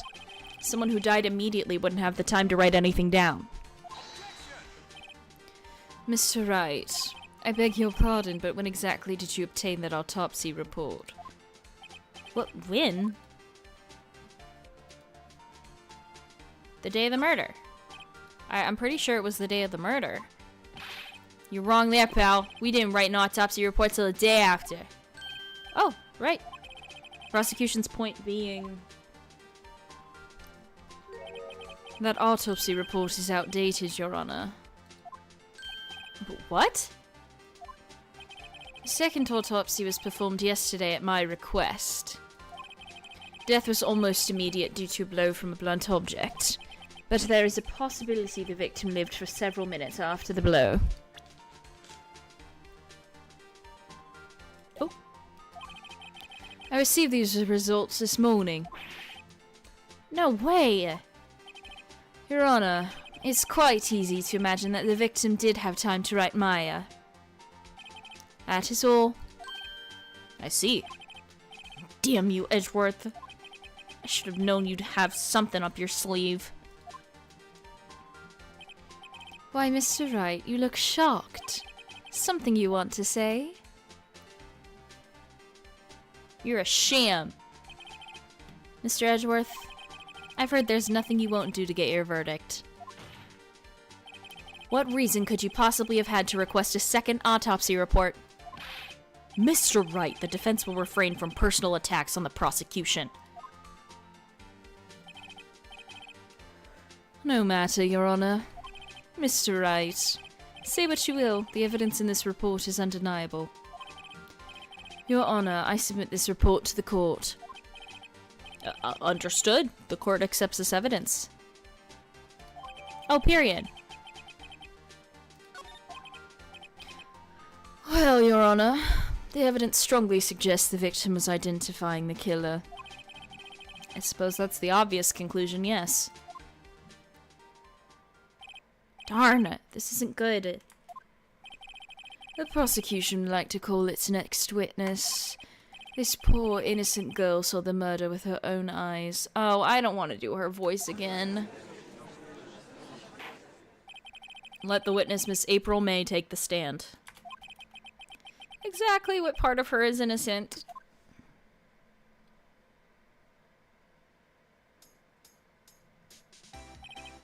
Witness, your name, please. April May, at your service.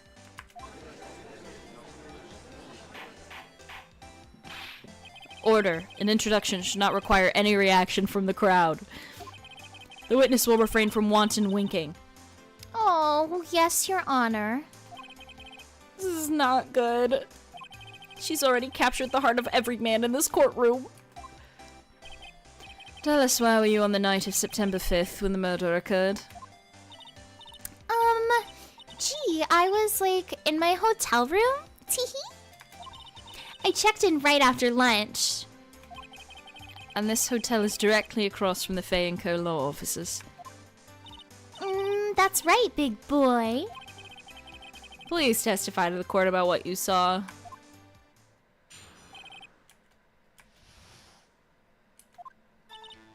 It was 9 at night. I looked out the window, you know? And then, I saw this woman with long hair being attacked. The one attacking her was this mousy girl sitting in the defendant's chair. Then the woman, like, dodged to one side and ran away. But that girl, she caught up to her and she hit her. Then the woman with the long hair, she kind of slumped. The end. That's all I saw. Every little bitsy witsy. I hate her. Clipping that, Bryce, please. Well, Your Honor, I see. It is a remarkably solid testimony. I don't see a need to trouble the witness any... Wait, Your Honor? Yes, Mr. Wright? What about my cross-examination? I thought the witness's testimony just now was quite... firm. Didn't you? Mr. Wright, I understand you were Miss Mia Fey's understudy, were you not? You must know her techniques well. A cowardly way of finding tiny faults in perfectly good testimonies. Hey, how dare you? Well, Mr. Wright, will you cross-examine the witness? Yes, I'm doing it. I'll gladly proceed with the cross-examination. If only because I have a feeling Edgeworth doesn't want me to. She has to have some weakness. Very well. You may begin your cross-examination. Okay. It's like 9 at night. I looked out the window, and then I saw a woman with long hair being attacked. The one attacking her was the mousy girl sitting in the defendant's chair. Then the woman, like, dodged to one side and ran away. But that girl, she caught up to her and she hit her. If it really jumps out as a contradiction, there's got to be something in there somewhere. Okay. Period, period, period. Hold it. Why did you do that? Huh? Why? Like, why what? Why did you look out the window? Were you expecting to see something? Oh, well, gee. What? That's it? She can't get out of that question this easily. I sorta, you know... I had a feeling.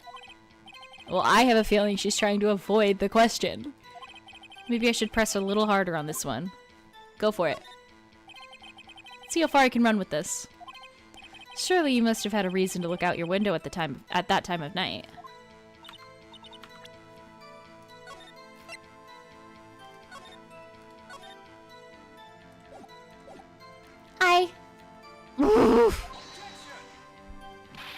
Mr. Wright, I will not have you badgering my witness. But badgering? You insist on needling her with these trivial questions. I really don't think it should be allowed. Yeah, stop him! The poor girl! Order. Mr. Wright, you have been warned. Poor girl? What about poor me? You looked out the window. What did you see next?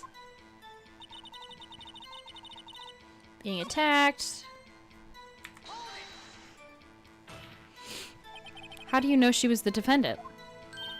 Huh? Well, you know. She had a girlish physique. Women know these things. Look, I just know, okay? There's only one person at the scene of the crime with a short, girlish figure. The testimony is bulletproof, Your Honor. He's right. Yeah, he's right. Her testimony certainly makes sense, and everyone in the court keeps siding with her. I'd better not press too hard on this one.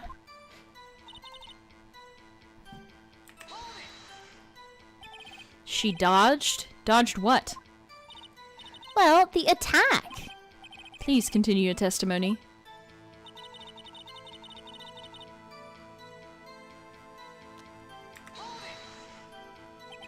How did you know it was my client? Huh? Well, Gee, first of all, she had a girl's physique. And secondly, she was small. Who else could it be but her? She's a point. I question your testimony. Hold on a minute, that testimony stinks. What? Miss May, I'm willing to bet that you're lying. Are you telling the truth? Did you really see the defendant?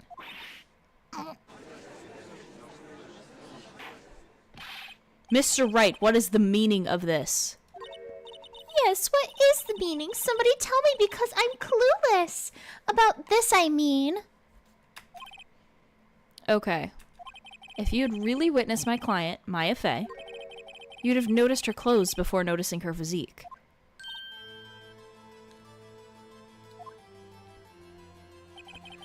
No one wears clothes like this on a daily basis, except her. And I'm no expert on fashion, but her hairdo looks far from normal to me. However, the witness's testimony mentions neither of these things. The testimony is bogus. But... Still, we don't know if she was dressed that way the night of the murder. She was, Your Honor. I saw her. And so did Detective Gumshoe. What do you say to that, Miss May?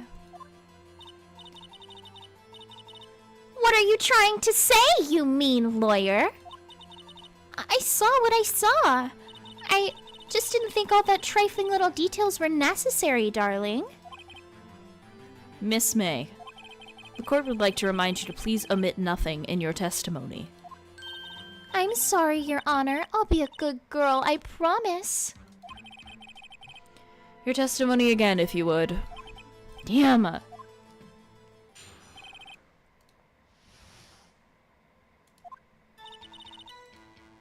I did see everything I did. The victim, the woman, dodged the first attack and ran off to the right. Then the girl in the hippie clothes ran after her. And she hit her with that weapon. I saw it. I did. That clock. The kind of statue-y clock. The thinker, I think. Well, does the accuracy of my report not startle you? Teehee. Not everybody's been referring to it as a statue, not a clock. Right! I only wish you'd been so detailed from the beginning. Please begin the cross-examination. Done. Easy peasy. Easy breezy beautiful, let's go. I know exactly what I'm doing.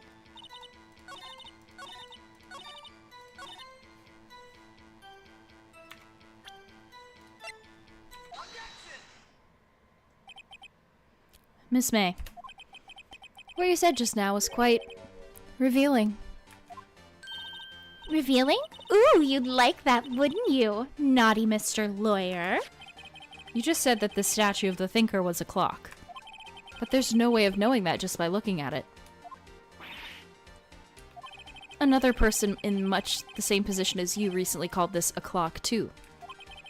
And he was found guilty of murder.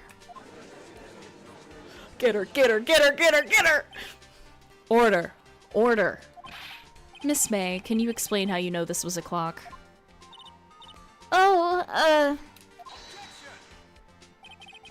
The witness saw the murder with her own eyes. That's all that's important here. The defense is trying to confuse the issue with trivial concerns. Yes, yes, of course. You will withdraw your question, Mr. Wright. But questions are all I have, Your Honor. And as you may recall, I've caught murderers with these questions before. Well, only once. Objection sustained. You may continue to question the witness. Oh, that was close. If he stopped me there, the trial would be over.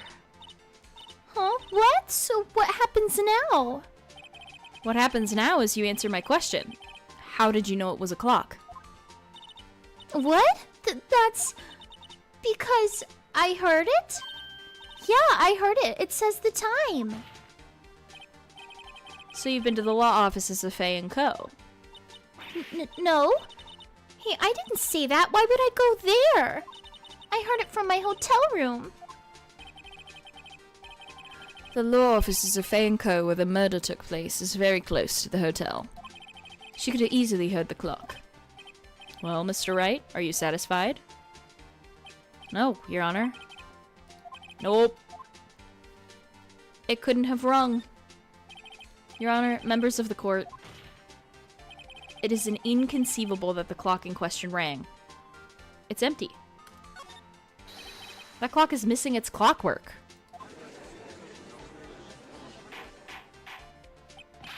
How could you possibly? Just take a look, right now. Oh. See anything interesting, Your Honor?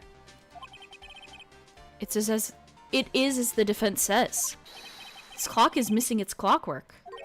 It's quite empty. Mr. Wright, would you care to explain to the court the meaning of this? It is as you can see. The clock was empty. It couldn't have rung. Therefore, this witness is a big, fat liar.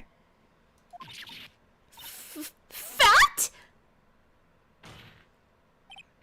Well, Miss May?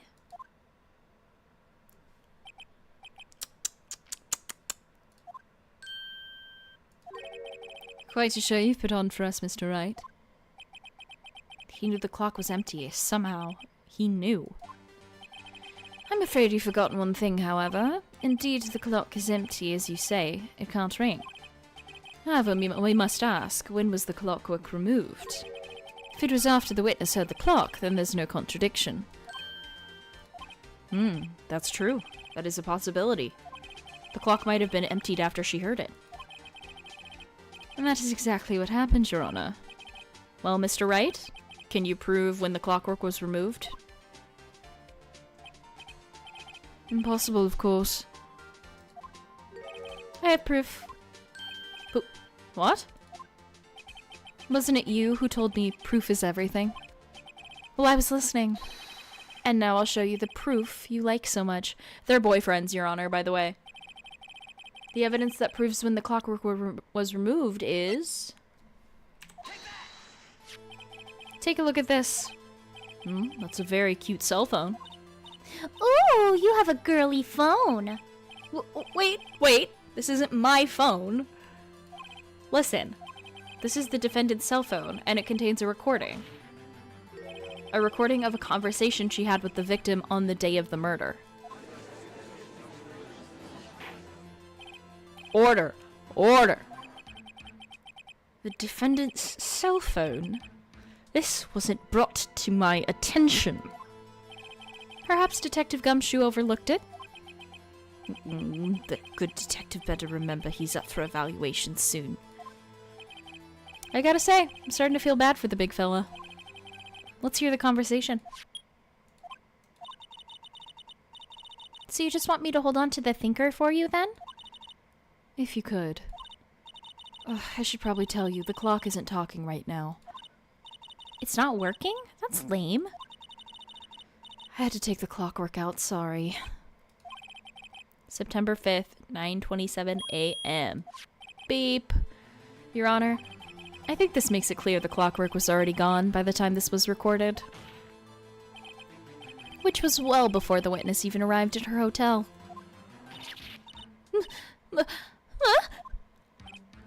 Well, Miss May, would you care to explain this to the court? Just how did you know that the weapon was a clock? Well, isn't it obvious? I saw that clock before. What store was that again? I go to so many. Oops, I forgot. So the witness had seen it before. That would make sense. Does the defense have any objections, Mr. Wright? Yes! The witness claims she had seen it before, but this directly contradicts a piece of evidence that is already submitted to this court. Well then, let's see it. Please produce his evidence.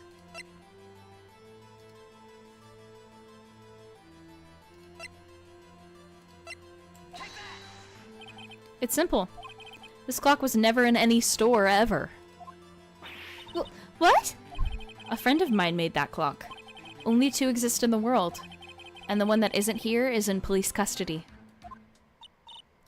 Impossible! Everything is sold in stores! Miss May, I think it's high time you went shopping for a better excuse. Period! Get him, King! Oh? Excuses not on sale today?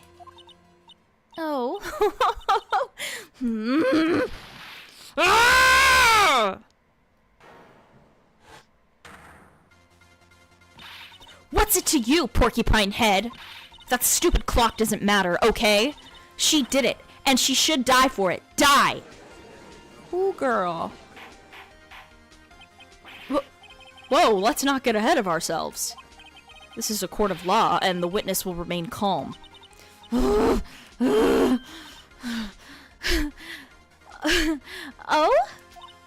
Oh, silly me. Did I, like, lose it? I guess I did. Teehee? Scary. Miss May, let me ask. Tell me, how did you know the weapon was a clock? Oh dear. Does the defense have an opinion on this behavior? Okay, this is it. Yes, Your Honor, allow me to explain how I see the truth of the matter. Miss April May, you knew the weapon was a clock because you held it. This is familiar territory. I'll just use the same approach as with Larry. Miss May held that very clock in her hands. Mr. Wright, when was this? And she used it to strike the victim. When else? Order! Order! Mr. Wright, what is the meaning of this? April May, you killed Mia Fey, I say. And when you struck, the force of the impact made the thinker ring. No. That's when you heard it. No, no. No, no, no, no, no, no, no, no, no, no, no. No, no, no, no, no. No, no. You truly are a work of art, Mr. Phoenix Wright. What's that supposed to mean? It was you who just proved that the think was empty. Oh. Of course it wouldn't ring. What's more, the witness had a rock-solid alibi. Miss May, perhaps you could explain to the poor misguided Mr. Wright. It's you in the hotel at the time of the murder. It would be my pleasure. No way. Yes way, Mr. Lawyer. Didn't the murder take place at 9 at night? Gee, that's the exact time I ordered some room service from the hotel bellboy. Incidentally, the bellboy corroborates the witness's story. Ergo, she was not at the crime scene. Rock solid. Mr. Wright, you've just made a serious accusation against a perfectly innocent woman. Sorry, Your Honor. That didn't go so well. But if that's the case, then how did she know the thinker was a clock? Wait, Your Honor, I figured it out. There's one other way Miss April May could have known it was a clock. One way alone, and I have proof. Well, proof you say. Then the court will examine your proof, Mr. Wright. How did the witness know the thinker was a clock?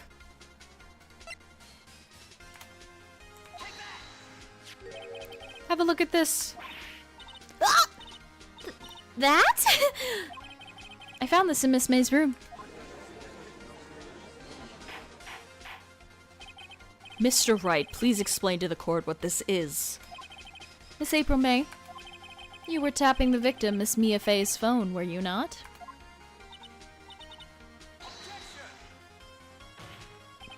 Your Honor, this is irrelevant. I'm not entirely sure it is. Objection overruled. It troubles me that our witness was in possession of a wiretap. This is outrageous. Does the defense truly claim that the witness is tapping her phone? Absolutely. Even if that was the case, which it's not, you still have to prove one thing. Did the victim ever say that the weapon was a clock on the phone? Can you prove that? I think not. Oh yeah? I think I can. It's simple. What? Here's my proof. The proof that the victim said on the phone that the weapon was a clock is...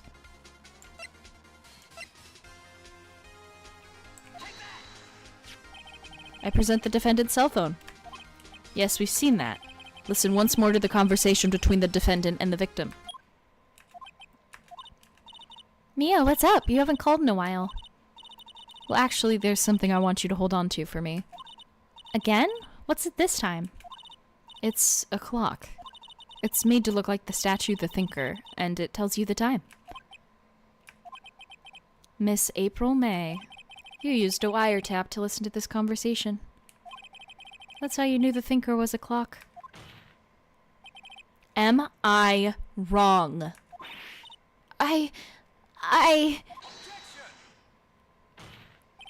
Your Honor, this is ridiculous. Your Honor, look at the witness's face. Does she seem amused to you? The defense demands an answer.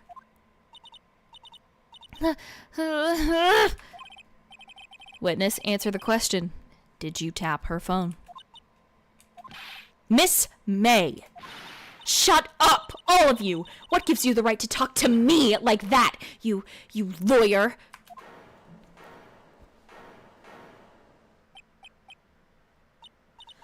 It's no fair! All of you ganging up on me like that! Oh, so I'm the bad girl. Is that it? Is that it?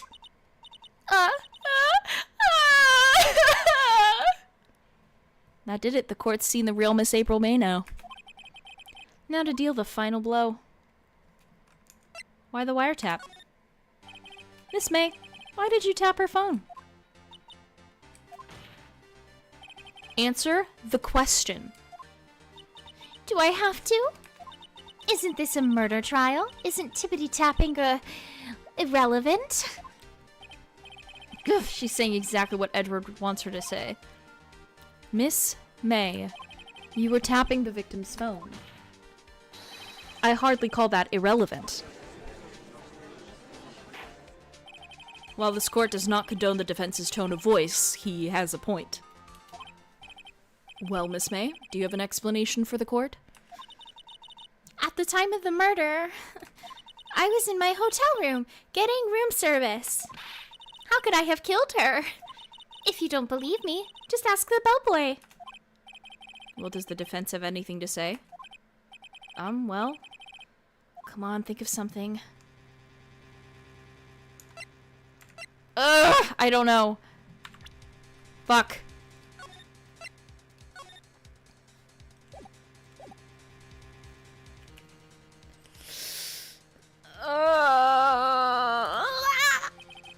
The defense would like to call the hotel bellboy as a witness.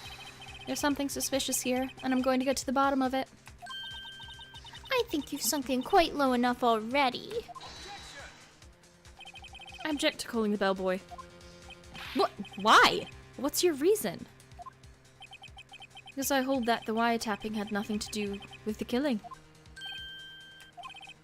However, if you agree to one condition, I'll consent to calling this witness. Condition? Miss April May's alibi is not called into question after you examine the bellboy. Then you will recognize that Miss April May was not the killer, thus she is innocent. And thereby, you must also accept the verdict of guilty for Miss Maya Fey. That is my condition. What? I'd better find something suspicious in that bellboy's testimony. Otherwise, Maya will be declared guilty on the spot. What should I do?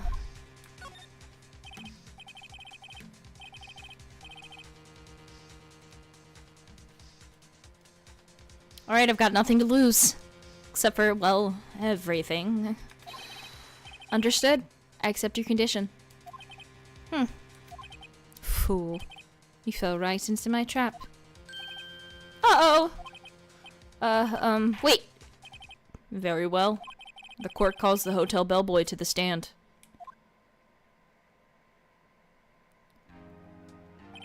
I believe we're ready for the witness to testify. He certainly does look like a bellboy. Yes, sir. I received your summons in the middle of work, sir. I'm happy to be of service. That tea set looks rather heavy, so without further ado, the witness may begin his testimony. Very good, sir. Fuck! Fuck! I'm the head bellboy at the fine Gatewater Hotel in business for 4 generations. I believe I received a call after 8 in the evening from our guest, Miss May. She asked for an iced coffee to be brought to her room brought to her at 9 on the dot, sir. I brought it to her at precisely the requested time, of course. And I delivered the iced coffee to our guest, Miss May herself. I see. The defense may begin its cross-examination. Right. I'm ready. I hope this is it. If I can't prove Miss May was involved with the murder now, Maya will be finished. Okay.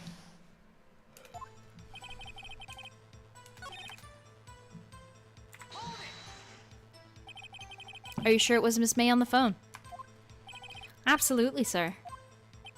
How can you be so certain? I checked Miss May in personally, sir. Not only did I see her in all her stunning radiance, but I also heard her voice. And then I saw them, and I... Ooh!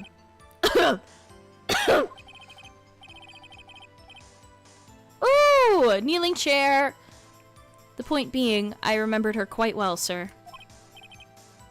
Yes, what then? She asked for a nice coffee to be brought her room 9 on the dot, sir. That's fucking weird, Your Honor. 9 on the dot, you say? Yes, I confirmed the details several times. She was watching a program on the TV and wished to drink after she finished, sir. 9, the time of the murder. I brought it to her at precisely the requested time, of course. And I delivered it to our guest personally. You're sure it was Miss April May herself? Absolutely, sir. Absolutely? Yes, sir. As in, so very absolutely, sir. It's an endearing mannerism of mine. How come you're so very certain? Well, when I brought the room service, sir, the guest, sir, favored me with, embracer, sir. Embracer? Is that French for embrace? Oh, he's French. In embrasser. It's French for kiss, sir. But not a French kiss, sir. More of a peck on the cheek. Why would she have done that? I believe perhaps she was momentarily swayed by my prim demeanor, sir. It was a moment I shall never, ever forget, sir. Sounds pretty fishy to me. I think our Miss May was up to something and wanted the bellboy to remember her. It's no good. There's nothing there. Is that it? Finally, you understand. This bellboy has absolutely no reason to lie. Now, if you have any decency, you will end this rather tedious cross-examination here. It was a bit tedious. The witness may leave the stand. Can't let this happen, can I? Protest! Wait! Please wait. Yes? Does the defense have something to add? One last question. Let me ask one last question. Your Honor, I must object. This charade of justice has gone on long enough. Now, Mr. Edgeworth. Alright, Mr. Wright, I'll give you one more question, that's all. Okay. This is really it now. This is my last chance. What do I ask him about? Ooh. Save. What should I ask him about? Bed making. Bed making. Tell me about making the beds that day.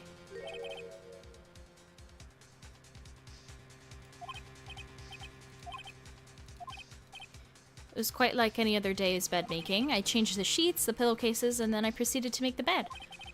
I had to bring pillows for 2, of course, but they're quite light, you see. I see. Thank you. Pillows for 2? Bellboy, what did you just say?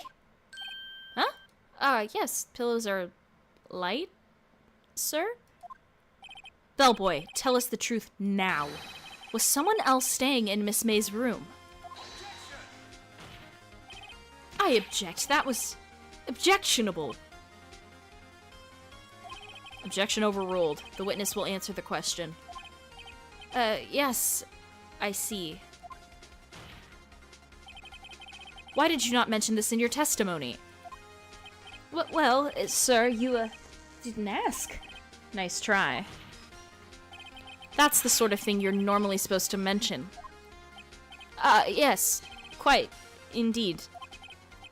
It was the good barrister there, Mr. Edgeworth, who... He asked me not to mention it if I wasn't specifically asked, sir. You fool! Uh-oh! I've done it. I've won. Miss April May checked into a twin room with a man. Correct? Yes, sir. Then, when you brought them room service, you didn't see that man in the room. That's right, sir. Your Honor, we have just learned of another person involved who may have been the murderer. In light of this new fact, I hold that it's impossible to judge the defendant. Wouldn't you agree, Mr. Edgeworth? And who, Mr. Wright? Who is this other person? Simple. It was the man with Miss May. The man who checked in with Miss May. Your Honor, as he previously revealed, Miss April May was tapping the victim's phone. Yet Miss May herself has an alibi at the time of the murder. However, that does not clear the man that was with her. The bellboy saw no one else in the room at the time of the murder. My, what a convenient little setup, but it's too late. Too late? I suppose you'd like it if it was too late, wouldn't you? After all, it was you who hid the presence of the other man from this court. Upstart. Amateur. These accusations are ludicrous. Enough. The court acknowledges the defense's argument. I expect the prosecution and defense to look into this matter fully. Am I understood? Yes. Yes, Your Honor. That is all today for the trial of Maya Fey. Court is adjourned.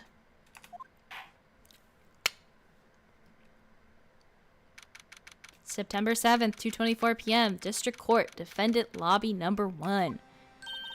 Mr. Wright, you were amazing in there. Really? I think I might be your newest fan. Oh, I was just doing my job, you know? Then again, that other attorney was pretty cool too. Huh?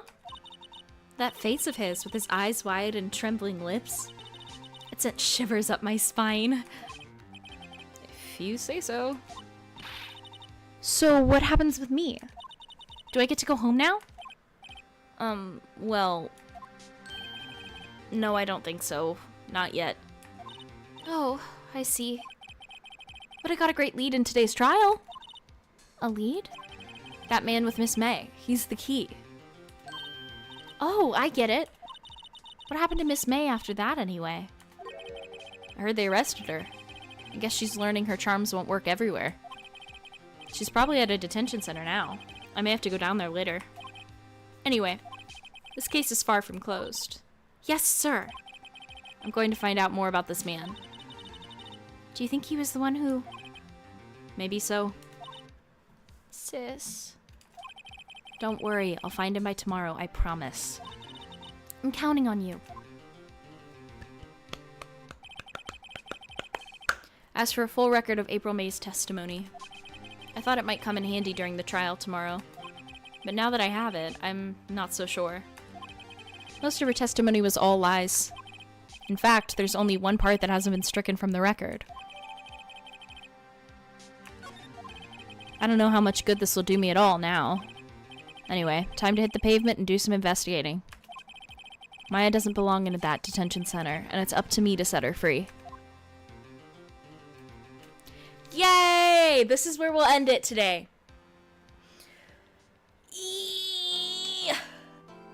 Yes.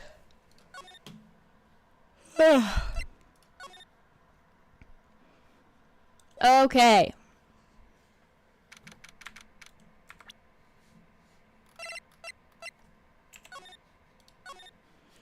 Okay. We have begun the journey of the Ace Attorney trilogy. And I'm very excited. So, next week I'm out of town, but the week after that we will keep streaming. And keep going and find, hopefully, Mr. White is who I'm guessing that is. But, yeah, thank you guys for joining me on my Elwood's adventure. And I will see you guys in 2 weeks, I believe.